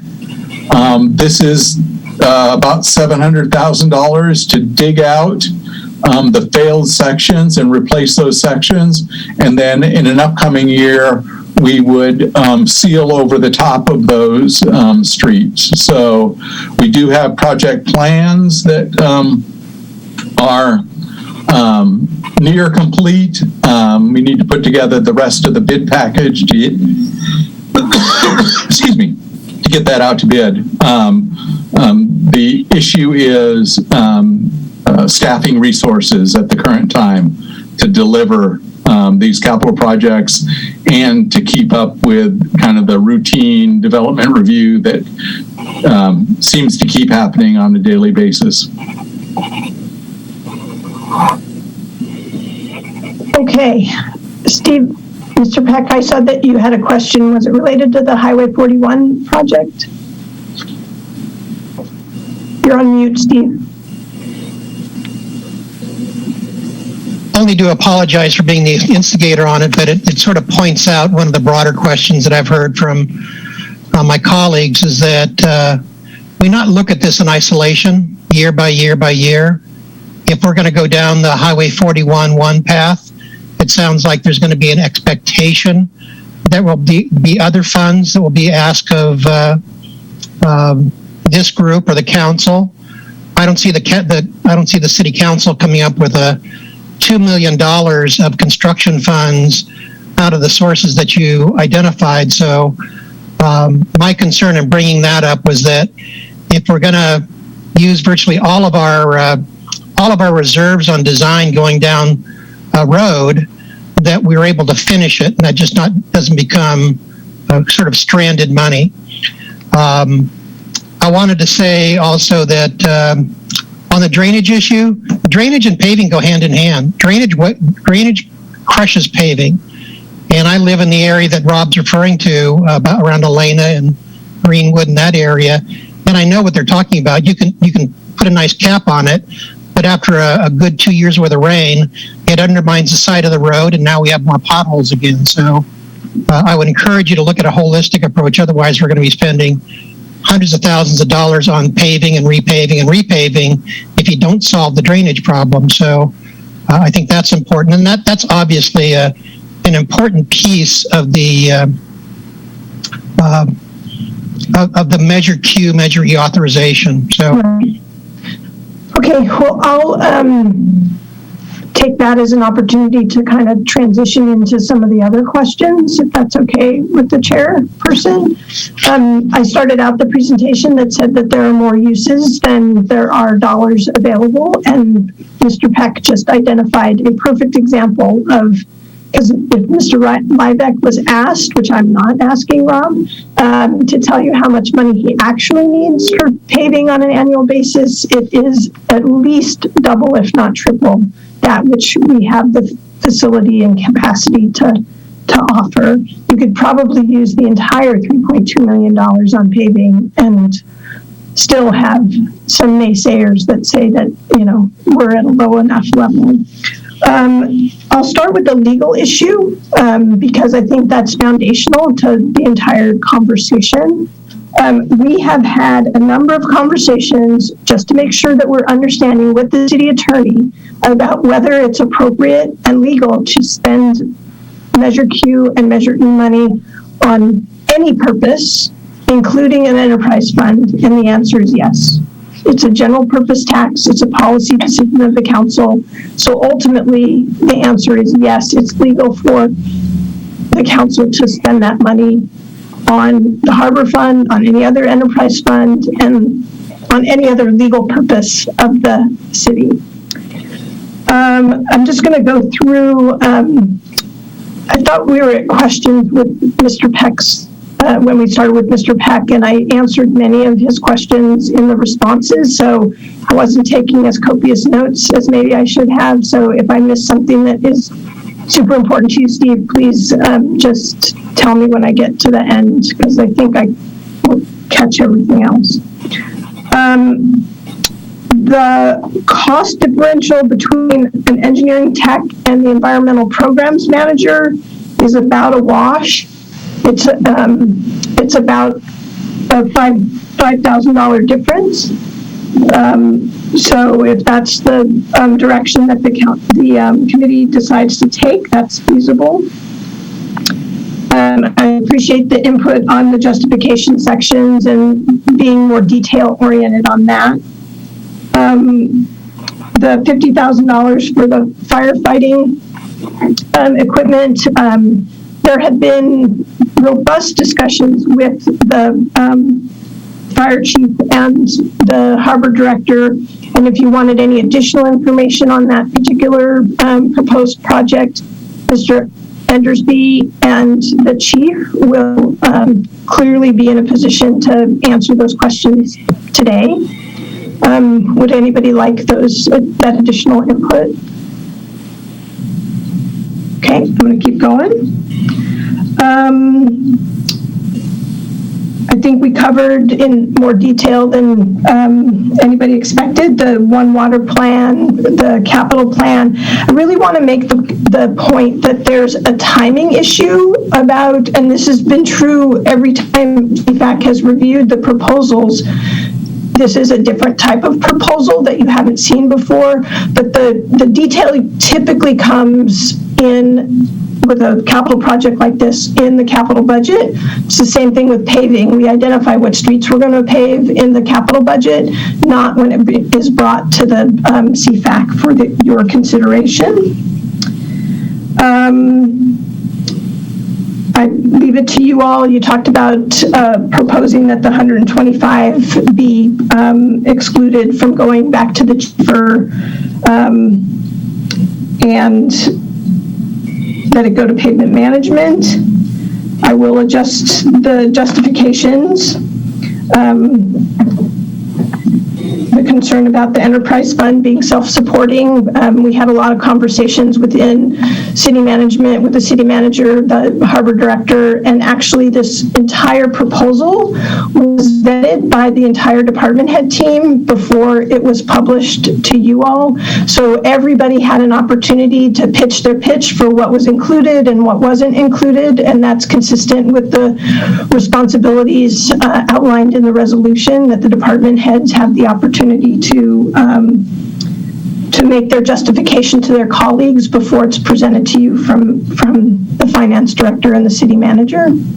Scott, I noticed you popped in. Do you want to add something? I was just going to speak to the harbor fund if you haven't already done that, or I'll wait my turn. Okay. Enhancing public safety versus maintenance of public safety. I understand that the hope is to be able to add new positions. At least from our analysis, the language of both measures says maintain, and so that's why you're seeing existing positions being proposed to be funded from this source. In terms of one fund and commingling the dollars, I think that's an apt description of what is being proposed. It's again, very difficult other than to say this one used to be a half cent and this one is adding 1 cent to make a distinction between a Measure Q dollar and a Measure E dollar.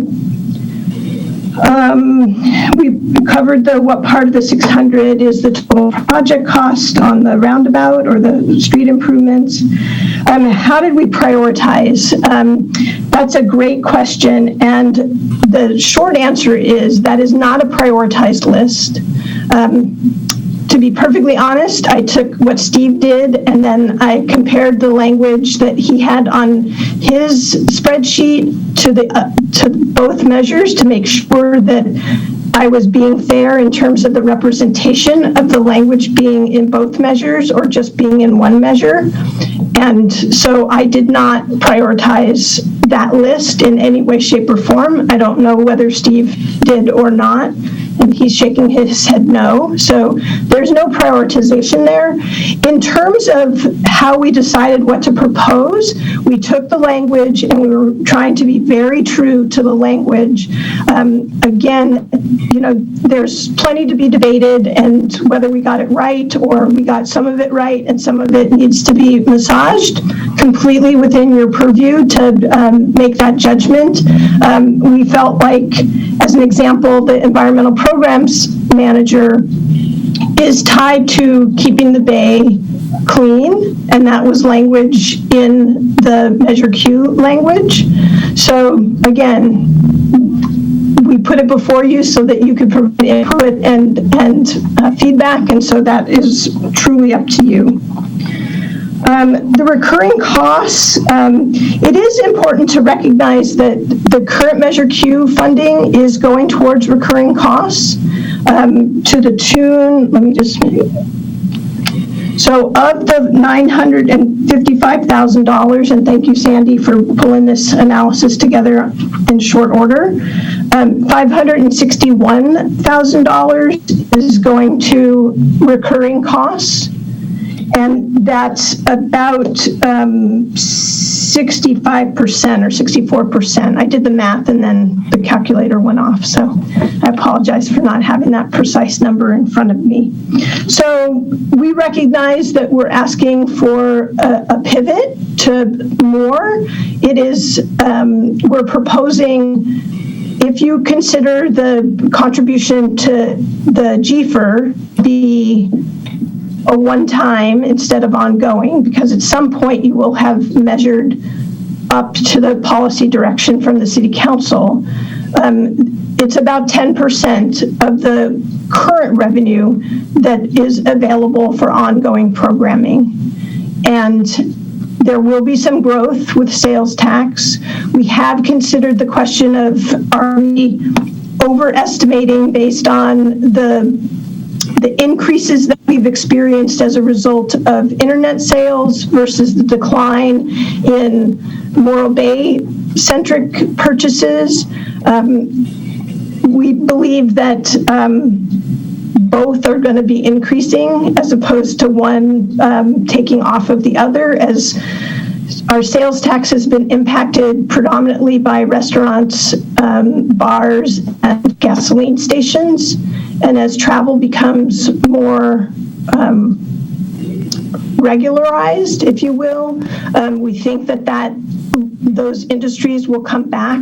And it's not just your staff that's making those assessments, it's the HDL consultants who have an expertise in this model and have statewide experience. So I just wanted to point out that we have made those considerations.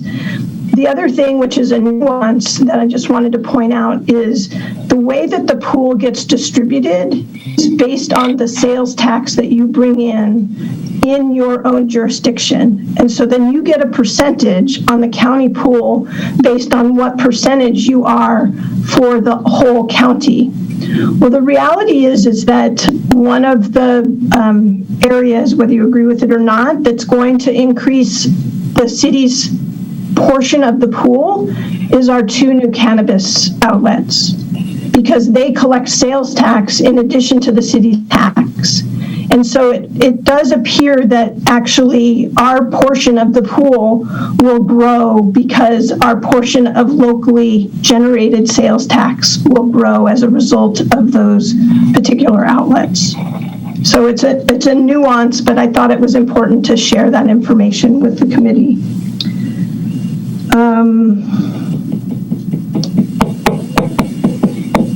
For specific storm drain projects, they will be identified as part of the capital budget. By the time we come back to you at your May meeting, that will be clear in the proposal that we make to you, because we will have published the budget by that point in time.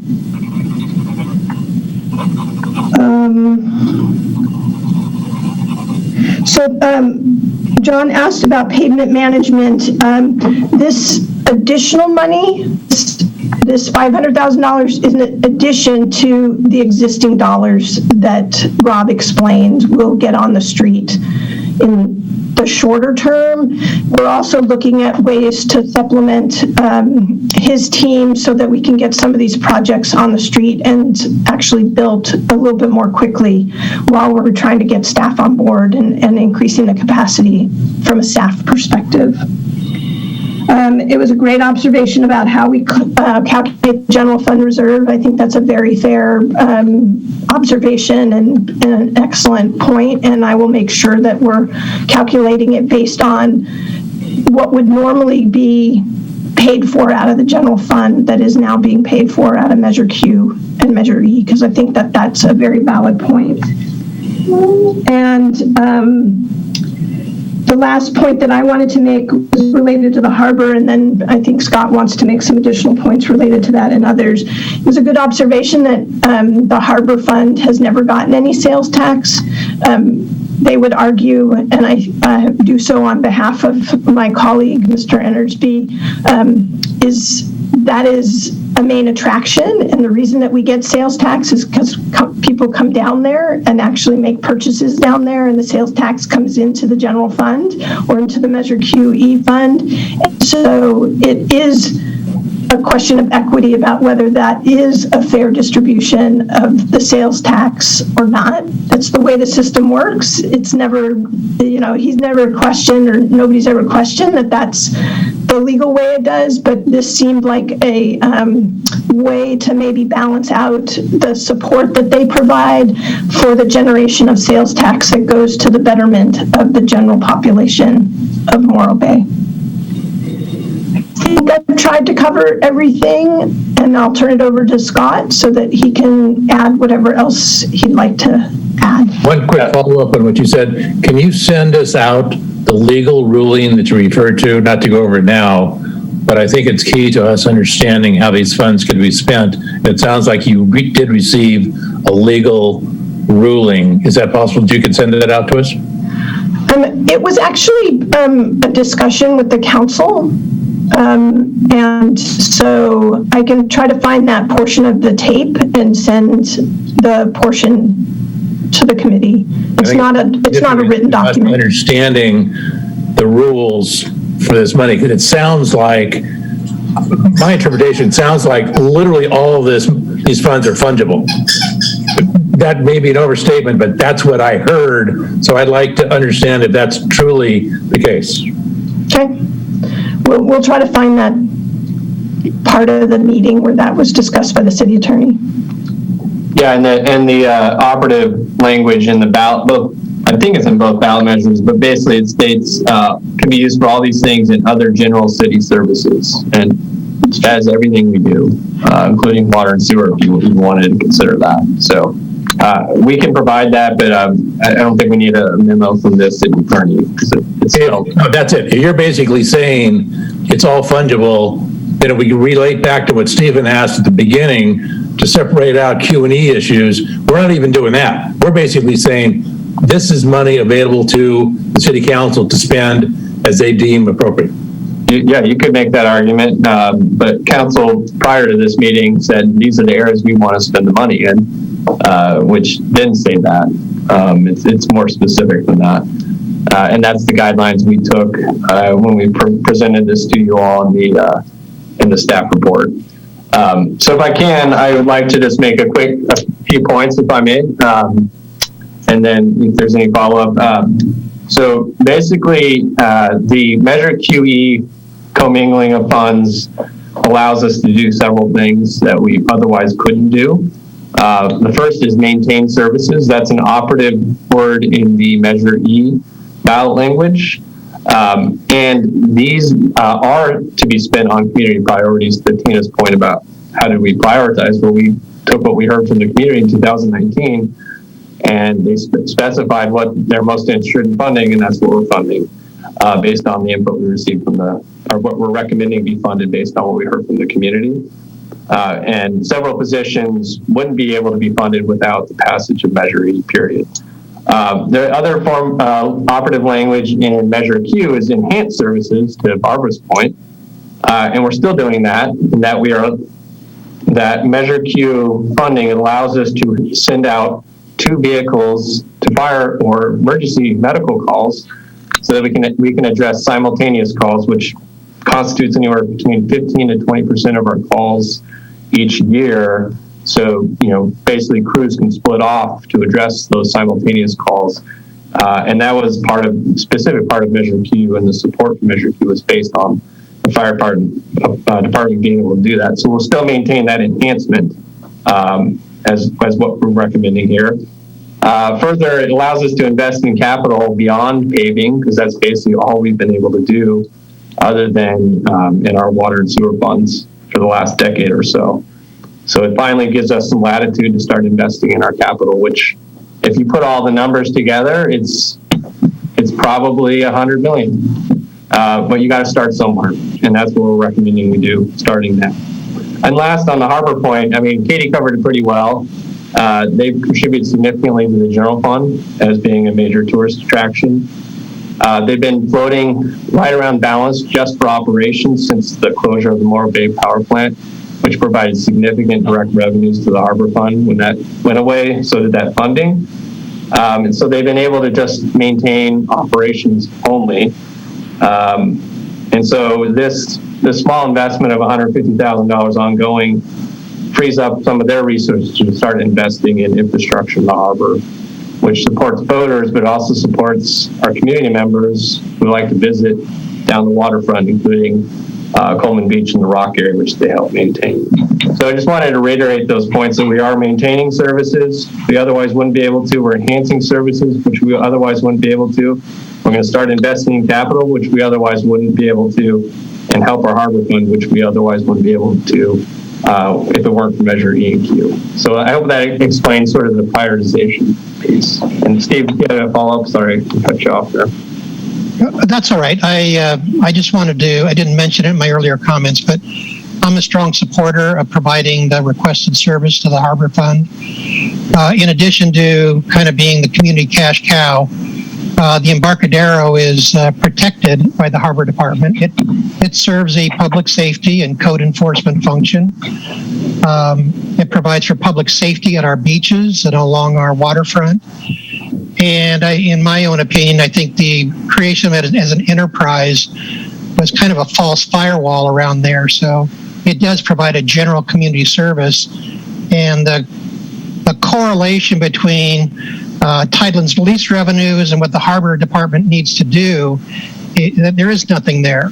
So the Embarcadero is part of the city, the bay is part of the city, the dunes are part of the city. There isn't any reason why we shouldn't extend the same degree of public safety funding to that area as we do to the rest of the community. Thank you, Steve. Tina, I think you had your hand up as well. I did, thank you. I wanted to thank Scott and Katie for giving me more information on my question, particularly about prioritization and the decision making. So if I could restate for just 1 second, and the reason I was asking is because twofold.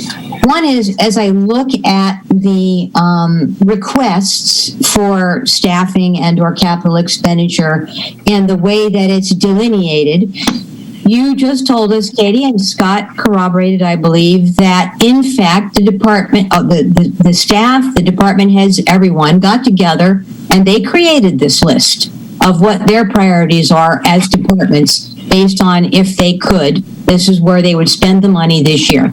So I'm restating the obvious, right? Okay, thank you. The next thing I would like to ask is, again, back to purpose 1 through 12, where everyone keeps saying the funds are commingled. Yes, okay, so it's one fund. But in fact, from a oversight committee perspective, in a theoretical future reality where I'm trying to understand and break down this one fund and where the money went, I would be able to point to these various purposes, or perhaps glean, discern, just like you already did, frankly, Katie, with these matrices. I can track. Now, maybe I'm not getting the 2/3, 1/3, or every little dime appropriately positioned, but I'm certainly able to track to purpose and substantiate the support that, to Scott's point, enhance and maintain between Q and E. So I feel, as a person serving on this committee, that I'm able to understand, even if I may or may not be in agreement with the department head, I'm able to understand why and how the justification was made. And I personally have no problem supporting the harbor, to Stephen's point.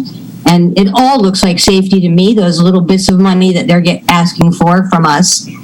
The whole discussion about the roundabout, that's a fairly complicated one. But in general, I feel that you have done, all of you, a rather excellent job taking this and placing it in front of me so that I can understand your thought processes and feel like I can support them. So thank you for wrapping it up so that I could get there, because it wasn't that easy for me to get there as the new kid. But now I am, and that's a huge education for me, selfishly speaking. So thank you, Scott. Thank you, Katie. And thank you, team, that I'm not looking at in the view screen right now. And thank you, colleagues. Thank you, Tina. And to be fair to all of you, it is complicated. And Katie and I had the benefit of looking at this for about a month. Yeah, and we didn't sleep much during that month. But it's a good problem to have, is to have some money to start funding things. So thank you, Scott. It looks like Lois has another comment. Yeah, I did. Even though each of us might not individually be commenting constantly, I'm sure each of us have a thought or concern perhaps about individual lines on here. So John, I'm wondering procedurally how the committee is going to make a recommendation or provide feedback on behalf of the committee, rather than Katie just listening to one comment. Are we going to go line by line through here and, say yay, nay, take a roll call for each of them? What would you like to do? No, I think what we've done is what we're going to do. I think Katie has listened to our comments. We've provided feedback. Yes, it is individual, but many of our members said, gee, we agree with what everybody else said. So I don't think there's a lot of controversy between us, but in any event, we're not asked to make any kind of, at least according to the agenda here, we're not asked to actually take a vote or to make a formal recommendation. We're just to provide feedback, and that's what we have done. So, Scott, would you First got an idea. go to public comment? I don't think that's occurred yet. No, it hasn't. We haven't quite gotten there yet. Are there any other comments by the committee? Homer. This is directed to you, John. Says provide feedback. I appreciate that Katie's taking notes on this, but should the committee put together a subcommittee to write up our notes on it and submit it to Katie for just follow up basically on Lois's comments? No, I think the time is too short. According to the budget calendar I have in front of me, Scott is supposed to submit the draft budget to the city council in 6 days. Well, I was suggesting that we could do something in between now and the weekend. 3 people get together and summarize the notes and submit it to Katie. Just be sure that Katie's notes and our notes are in sync. That's all I'm suggesting.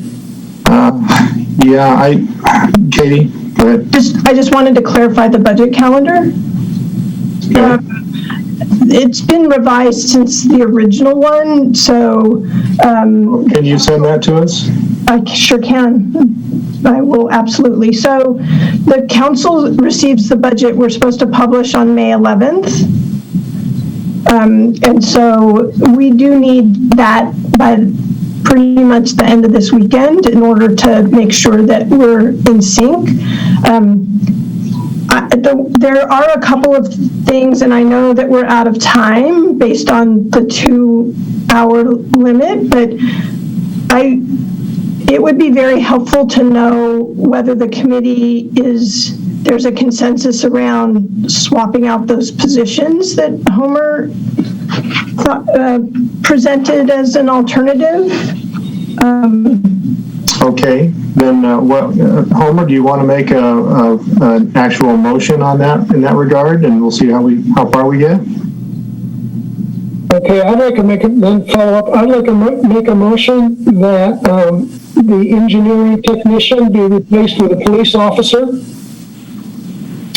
and that the environmental project manager be replaced with a fire captain, and the $37,000 difference is reduced from the storm water management plan.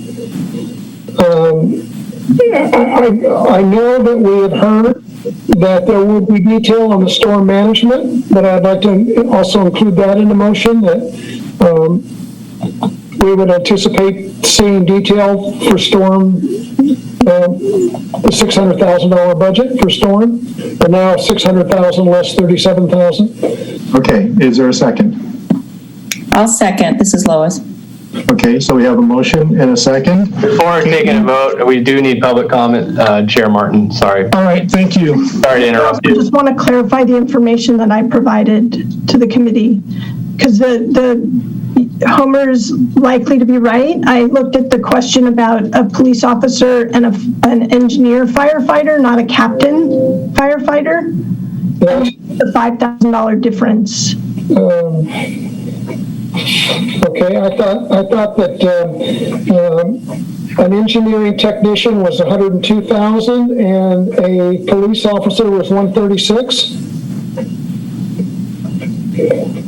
A difference of $34,000. And I'm looking at the actual people. So I'm looking at a master payroll sheet, and the police officers about 125.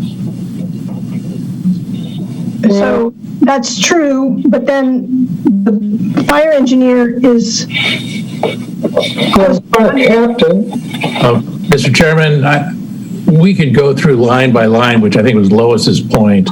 I have no problem with Homer submitting his suggestion relative to this issue along with many others. In fact, the one I liked the most was his integrated planning between water, sewer, pavement, storm draining. We in and pick on this one issue, we could be here forever if we go through line items. I have no problem with submitting that as a comment, as well as any of the others. But if we're going to vote on these, I can't personally support any line item discussions. Okay, Bart, thank you. The only reason why we're doing this is because Katie asked for clarification. Well, like I said, if we write up something, she can cross-reference it and basically deal with this between, the next 3 or 4 days. So the $37,000 that you mentioned is not specific in your motion? No, it's a rounded up number. Believe it or not, it's right. I mean, you want to modify your motion so it just says whatever the differential is? No, I don't want to add them up. The police officer is $136,307. And the fire captain is $171,112. Whatever the sum of that is. And the engineering technician is $102,390.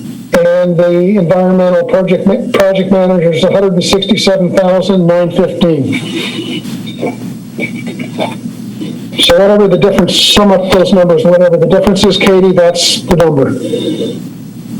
Question? Okay. Tina? Sorry. But you're basically asking that that the public works positions for engineering technician and fund the environmental programs manager be nixed. They go to the general fund. They're in the general fund. And well, no, right now they're in proposed measure QE. All I'm suggesting is those two people go back to the general fund, and police and fire, a policeman and a fireman come out of the general fund and go to QE. So it's a wash and a few bucks different. That's all. Okay, so let's take public comment. Anthony, do we have any public comment? Thank you, Chair. I do not see any raised hands in the queue. Okay, so we have a motion and we have a second. And the $37,000 is not necessarily the exact number, but Katie's going to figure out what that differential is.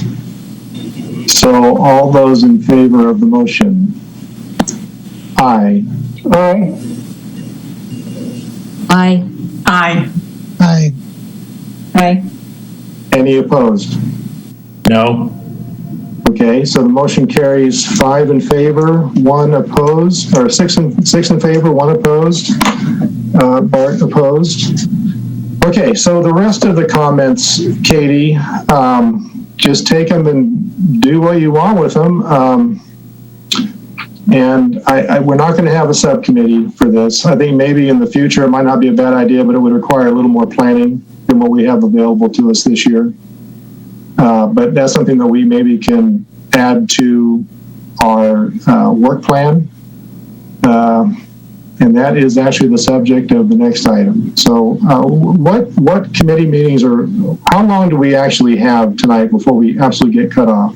That's a great question. I think 5:45, is that right, Katie? There's a planning commission. I think they'd like to maybe not cut it too close to 5:40. So we still have about 30 minutes. We definitely need to get this next item in. So let's move to that item. It's an update from city manager and finance director on goal setting process and requests from advisory bodies for work plan items. So I'll turn this over to Scott. Yeah, thank you very much, Chair Martin.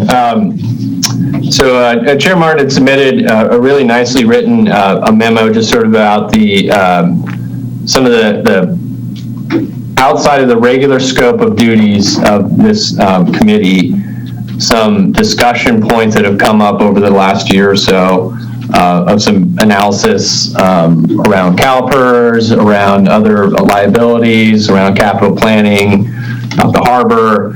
I think it's attached, but you get the gist. There's a lot of things that we could be working on, the committee could be working on, but we've been really laser focused on the regular agenda items, including the WARF quarterly report. So Mr. Martin was asking for the opportunity to discuss these additional items and make a pitch or proposal to the city council regarding those work plan items to formalize those as it's required by the bylaws. If you're going to add more work, that they review that.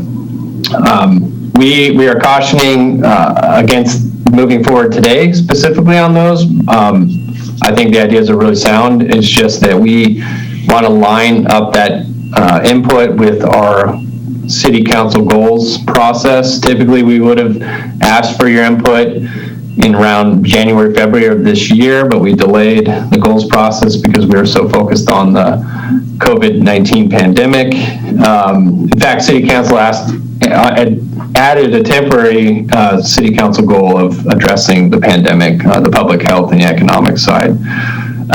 So what council has agreed to is that we would delay initiating that process until later this year in the summer time frame, at which point we would seek input from the various city council committees, this one included. I think what you've already put together is great. I think the idea of limiting those to the top 2 or 3 is fantastic, because there is a lot of work to do already on your plate, so you don't want to overburden yourself or staff in that respect. But being able to come up with a clear recommendation about what would be really beneficial, not only to the city, but to this committee, will be really helpful. We'll be coming to you with that, seeking that input again later this summer, whatever aligns with your regular schedule. So we didn't want to put the kibosh on a really good idea, but we just wanted to align it with our goals process that's been delayed this year. So happy to answer any questions you all may have about that process and sort of what that looks like and then what it means for the CFAC going forward. Okay, thank you, Scott. Can you tell us what the schedule would be for the city what exact meetings will the city council be doing that, and what will our opportunity be in that regard? Yeah, great question. I wish I could give you certainty on this, so I'll give it my best shot. understanding that, the new Assistant City Manager, Admin Services Director will play a key role in this, as will the new Public Works Director and the new Fire Chief. So some of it is timing around all those hires, but I would expect we would come talk to the CFAC in August. It's looking like it would be, since you don't have a meeting in June or July, and City Council's dark in July, so I figured we'd probably pick this up in August. That would be community outreach beyond just going to the committees, and then most likely to City Council in September timeframe, September, October, and then they would then turn those ideas into work plans for the various City Council committees. So you're really looking at the calendar year of 2021, where most of this would become operative. Again, we would typically like to have all that in place now and have the new goals updated and approved by council, but it all kind of got punted out 6 months. Okay, so if we're not able to actually complete our task at the August meeting, then we would need a special meeting in either September or October. Or we could even do it in July. I just know that a lot of people are out that month, so if need be, we could do it towards the end of July or early August if you didn't think we would be able to accomplish that on the August meeting. In fact, you could sort of look over this material and give some input to staff now. That would be helpful, but I think you could accomplish this in the August meeting, or just do a special in late July. Okay, so we would plan on doing it in August then and see how far we get. Okay, Homer has his hand up. Go ahead, Homer. Yeah, I have a general comment about this. I've got a good friend who used to be the chair of the Harbaugh Board, and Mr. Endersby can jump in here and correct me if I'm wrong. But one of the thing the Harbaugh Board did was they cut their committee up into a number of subcommittees.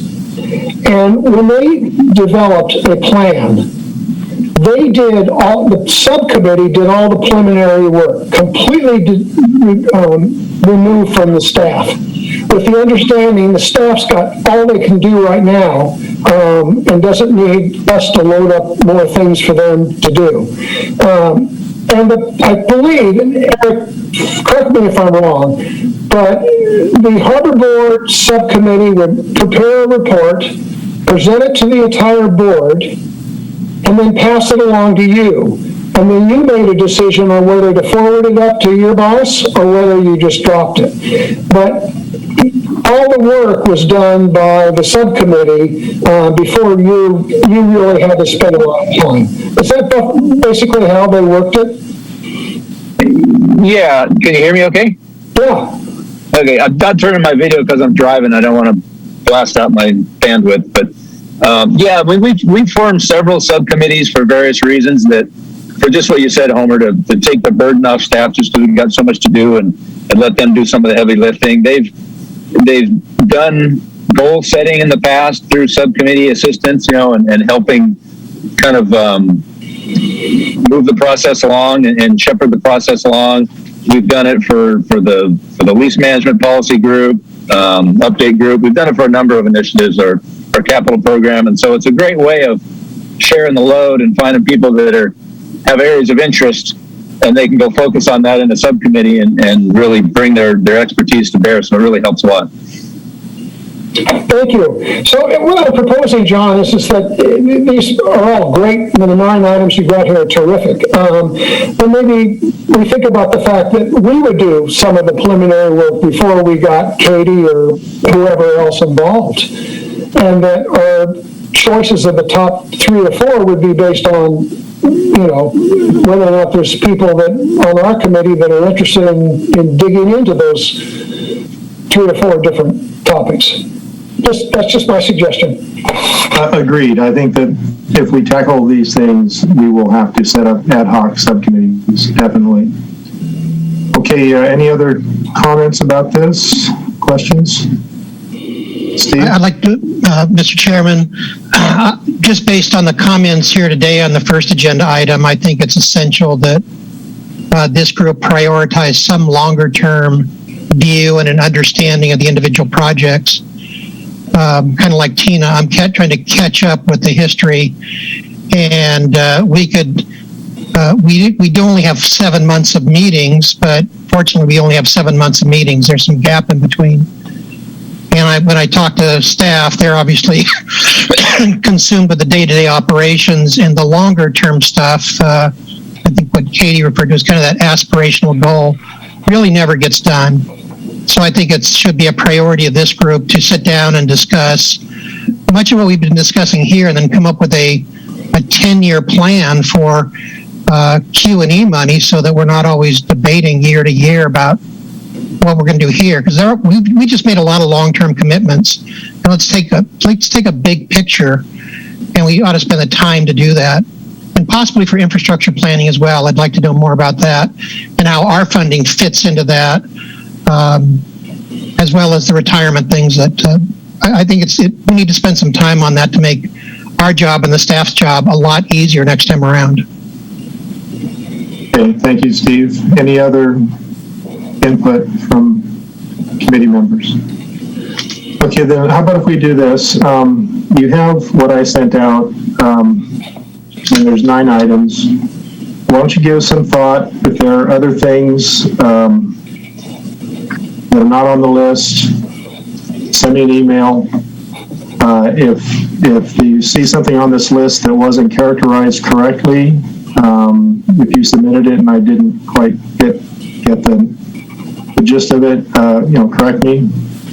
And then I'll turn around in a couple weeks, maybe 3 weeks, and send out an updated list for you all. And prior to our August meeting, you can look at it and maybe prioritize it, and then we'll compare all those different priorities and I would suggest talk about it at the August meeting. Chair Martin, I would suggest you send those to me so you don't violate the Brown Act. Everybody individually send that to me, because otherwise you're having a serial meeting without the benefit of the public. Okay, so I will send it to you. Everybody send their their thoughts on this. Whatever you just asked them to send to you, just everybody send in to me individually. Okay. And I can put it together. But yeah, if you send it to you, then you create a serial meeting, unintentional. Yeah. We don't want to do that. No. There's one common theme, at least from my perspective here, and that's basically long-term planning. There has been no long-term planning that includes funding of issues. For example, case in point, this roundabout, there's no document that I'm aware of that would have said, okay, here's $600,000 now, another $3.4 million down the road, where are we going to get it from? And up until now, we had a plan to storm drain we might do, but no plan to how we were going to fund them, et cetera, et cetera. Now, Homer has added another absolutely excellent complexity, and I would suggest to Scott that he think about that on these staffing people, to have somebody who could look at an integrated plan so we're not tearing up the streets for water, then come back, yada, yada, yada. And Rob had indicated there's no one currently is looking at doing that. And I think that would be a position that would add a lot of value to look at least 5 years worth of work. Great feedback, Bob. Thank you. Mr. Chair Martin, did you want to take public comment real quick?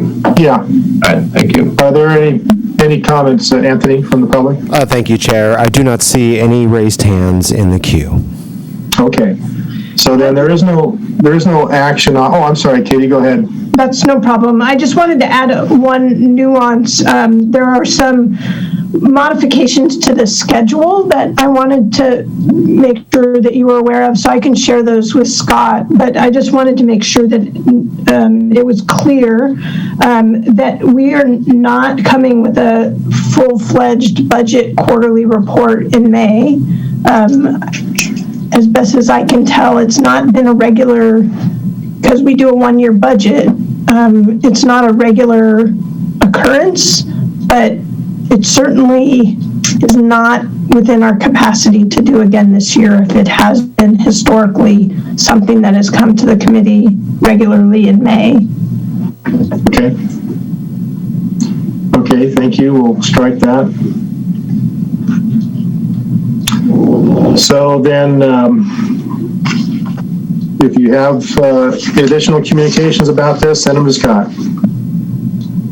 So next item is the review of the 10-year forecast that was presented to the City Council on February 23rd. Katie, think we can do this in 10 minutes? I'm available for questions. I know that there were questions. I'm not going to go through the same presentation that I did with the council on the 23rd. That's why we included it for your perusal. I guess the one thing that I will say is that you could absolutely debate about whether we're using the right assumptions for revenue production and for expense growth over time. It's a point in time. It's not meant to be the end all and be all. Its intent is to give a sense of, are we in a good position, a not so good position, or are we in a financial emergency? So I would just be cautious as you look at it now from making any comparisons to what will come out in the published budget, because we have 2 more months of information, because this is basically information from the end of the year, and if anything, we included January's information if we had it at the time. So I just want you to be cognizant that having a long debate about, the historical trends on one particular revenue source versus another is probably not the best use of everybody's time. Okay, thank you, Katie. So this is the version that you presented to the council in February, but you have already amended it, right? And the one that's going to be in the budget is not going to be this. Correct. 10-year forecast. Okay. Will that new 10-year forecast that you're working on be ready by our May meeting? I don't know the answer to that. Okay. Is that what, maybe we can just tentatively put that on the agenda for to look at? I will, honestly, I have to research whether that was part and parcel to the published budget or it was part and parcel to budget deliberations and the study session. So it may or may not be ready. If it's for the study sessions, that's not until after your next meeting. Fair enough. I thought it was one of those things that was foundational to the study sessions, but if it's not ready, it's not ready. Okay. It'd be good to look at something that is your most realistic forecast of the future. Well, yeah, that sounds great. If anybody has questions or comments about this item, please raise your hand. Palmer? I think that this should be dropped. And the city should go out and buy a new model. And not continue using this management partners model, because here are a couple of reasons. The biggest one is not accurate. I have saved these, and I compared 5 years ago at the same time. The staff prepared the projections. And so for the year ending 2019, their projections understated the revenue by almost $3 million, or 25%. They understated the expenses by $400,000, or 3%. For the year 2020, they missed the revenue projections by $2 million, or 16%. And I guarantee you that in the spring of 2016, nobody talked about shutting the economy down for 3.5 months. So the fact that the actual was still a couple $1 million over their projections, just with COVID, it's just crazy. And the numbers, when you go out, it scares the daylights out of people when you see all these bracketed numbers. I don't don't know how anybody can really put their arms around a forecast in years 6 through 10. I mean, that's just a guess. Wouldn't it make more sense to do this for 5 years? And even 5 years, years 4 and 5 are pretty squishy. Lois may have some comments on that based on her experience doing long-term forecasting. The other problem I have with this model is that on the second attachment to it, the page that showed all of the various line items and percentages, there's 59 of those, which means that somebody had to sit down in the 10-year forecast and figure a percentage out for 590 individual line items. Thank you, Katie, for 590s. There's a lot of zeros in there, right? Not including all the costs going forward is nuts, not including the increases. I mean, personnel are 75% of the city's expense budget, yet those are all zeros. And of course, revenue and expenses from Q&E ought to be included in any sort of forecast.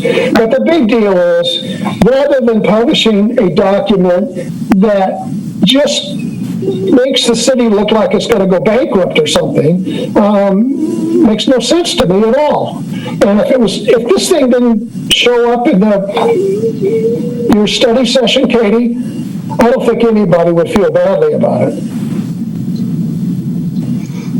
I do want to add a couple things, and I know Scott jumped in. There's a couple really good points that Homer made, and my experience with the model is that the model's broken. Not that it wasn't intended for a good purpose and it wasn't created by somebody who was expert at using it, but the reality is that over time, it has not been as attentively cared for in terms of keeping the model exactly as it was created back in 2015-16. So Scott and I talked about it then, and we've talked about it as recently as today, and there is a need to figure out whether it's the firm that did it before, or it's another firm, or it's an off-the-shelf modeling. So I think that there would be some value for the next director, and I'm not making commitments for the next director, but to having the expertise of some of you to help navigate that. It was a bear, and talk about losing sleep, definitely. So that's one particular point. There is a requirement in GFOA to do a longer-term modeling of your financial situation to get the award, and it's a minimum of 5 years. And so I would encourage the city to continue to use a fiscal forecast, but I agree, and I think most people do, that 10 years on government revenue is really hard to project, and you really are you're making educated guesses, but you're still guessing nonetheless.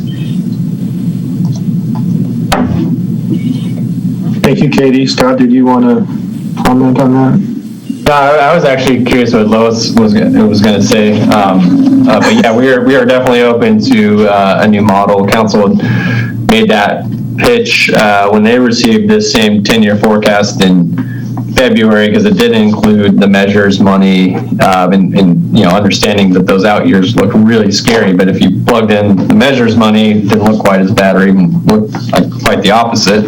But how to do that effectively, efficiently, so our finance director or whoever takes the helm next won't spend months laboring over it, and to the extent possible, it's interactive. So you could say, well, what if the assumption was 2%, and you could plug it in, and it would show you, like, on the fly what would actually happen to your model. Lois is shaking her head. I assume those kind of technologies exist. Yeah, well, ideally that's what you can do, but without long-term planning, it's very, very difficult to do any infrastructure planning, big money items. If if you don't have a long-term plan. And I see, numerous holes in this plan, and we don't need to rehash that. But, if the plan is not serving the purpose, then I think it gives you false information, which is not useful and it's not helpful. So those are my comments. Thank you, Lois. Anyone else? We're running pretty much up against the end of the meeting here. Anybody else? No? Okay. So, future agenda item. I guess we need public comment on this item. Is there any public comment, Anthony? Thank you, Chair. I do not see any raised hands in the queue. Okay, thank you. So the next item, future agenda items. Katie, is that list that's in the schedule for May, other than the quarterly budget performance report, are those other 4 items going to be considered by us next month? The quarterly WARF report, the quarterly investment report, the final draft budget on measures Q&E, and the draft general fund budget. Are those things all good to go? Should we have those? Yeah, they should be on there. And that would be all, right?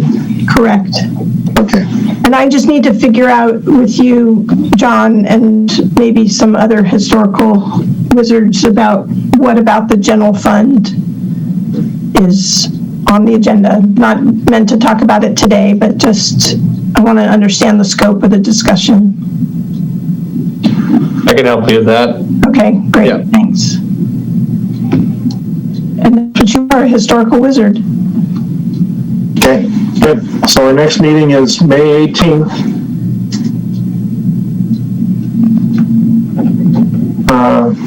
At 3 p.m. And I guess we'll be doing things by Zoom for the foreseeable future. Maybe in August. What threat level do we have to get to before we can actually meet in person? I think the governor is talking about doing away with the roadmap in June, so that I think opens the door for in-person meetings. We're discussing that with the AGP group who runs these meetings so seamlessly to see if there's options for hybrid meetings so that folks who want to tune in from home on Zoom can do that. And so we're looking at exploring those options now. So perhaps by August meeting we could be in person. Okay, thank you. So any last minute comments? Sorry we ran over, everybody. It's almost dinner time. Thank you for your help. Thanks, everybody. We are adjourned, 5:36. Thank you. Thank you. Thank you. Thanks.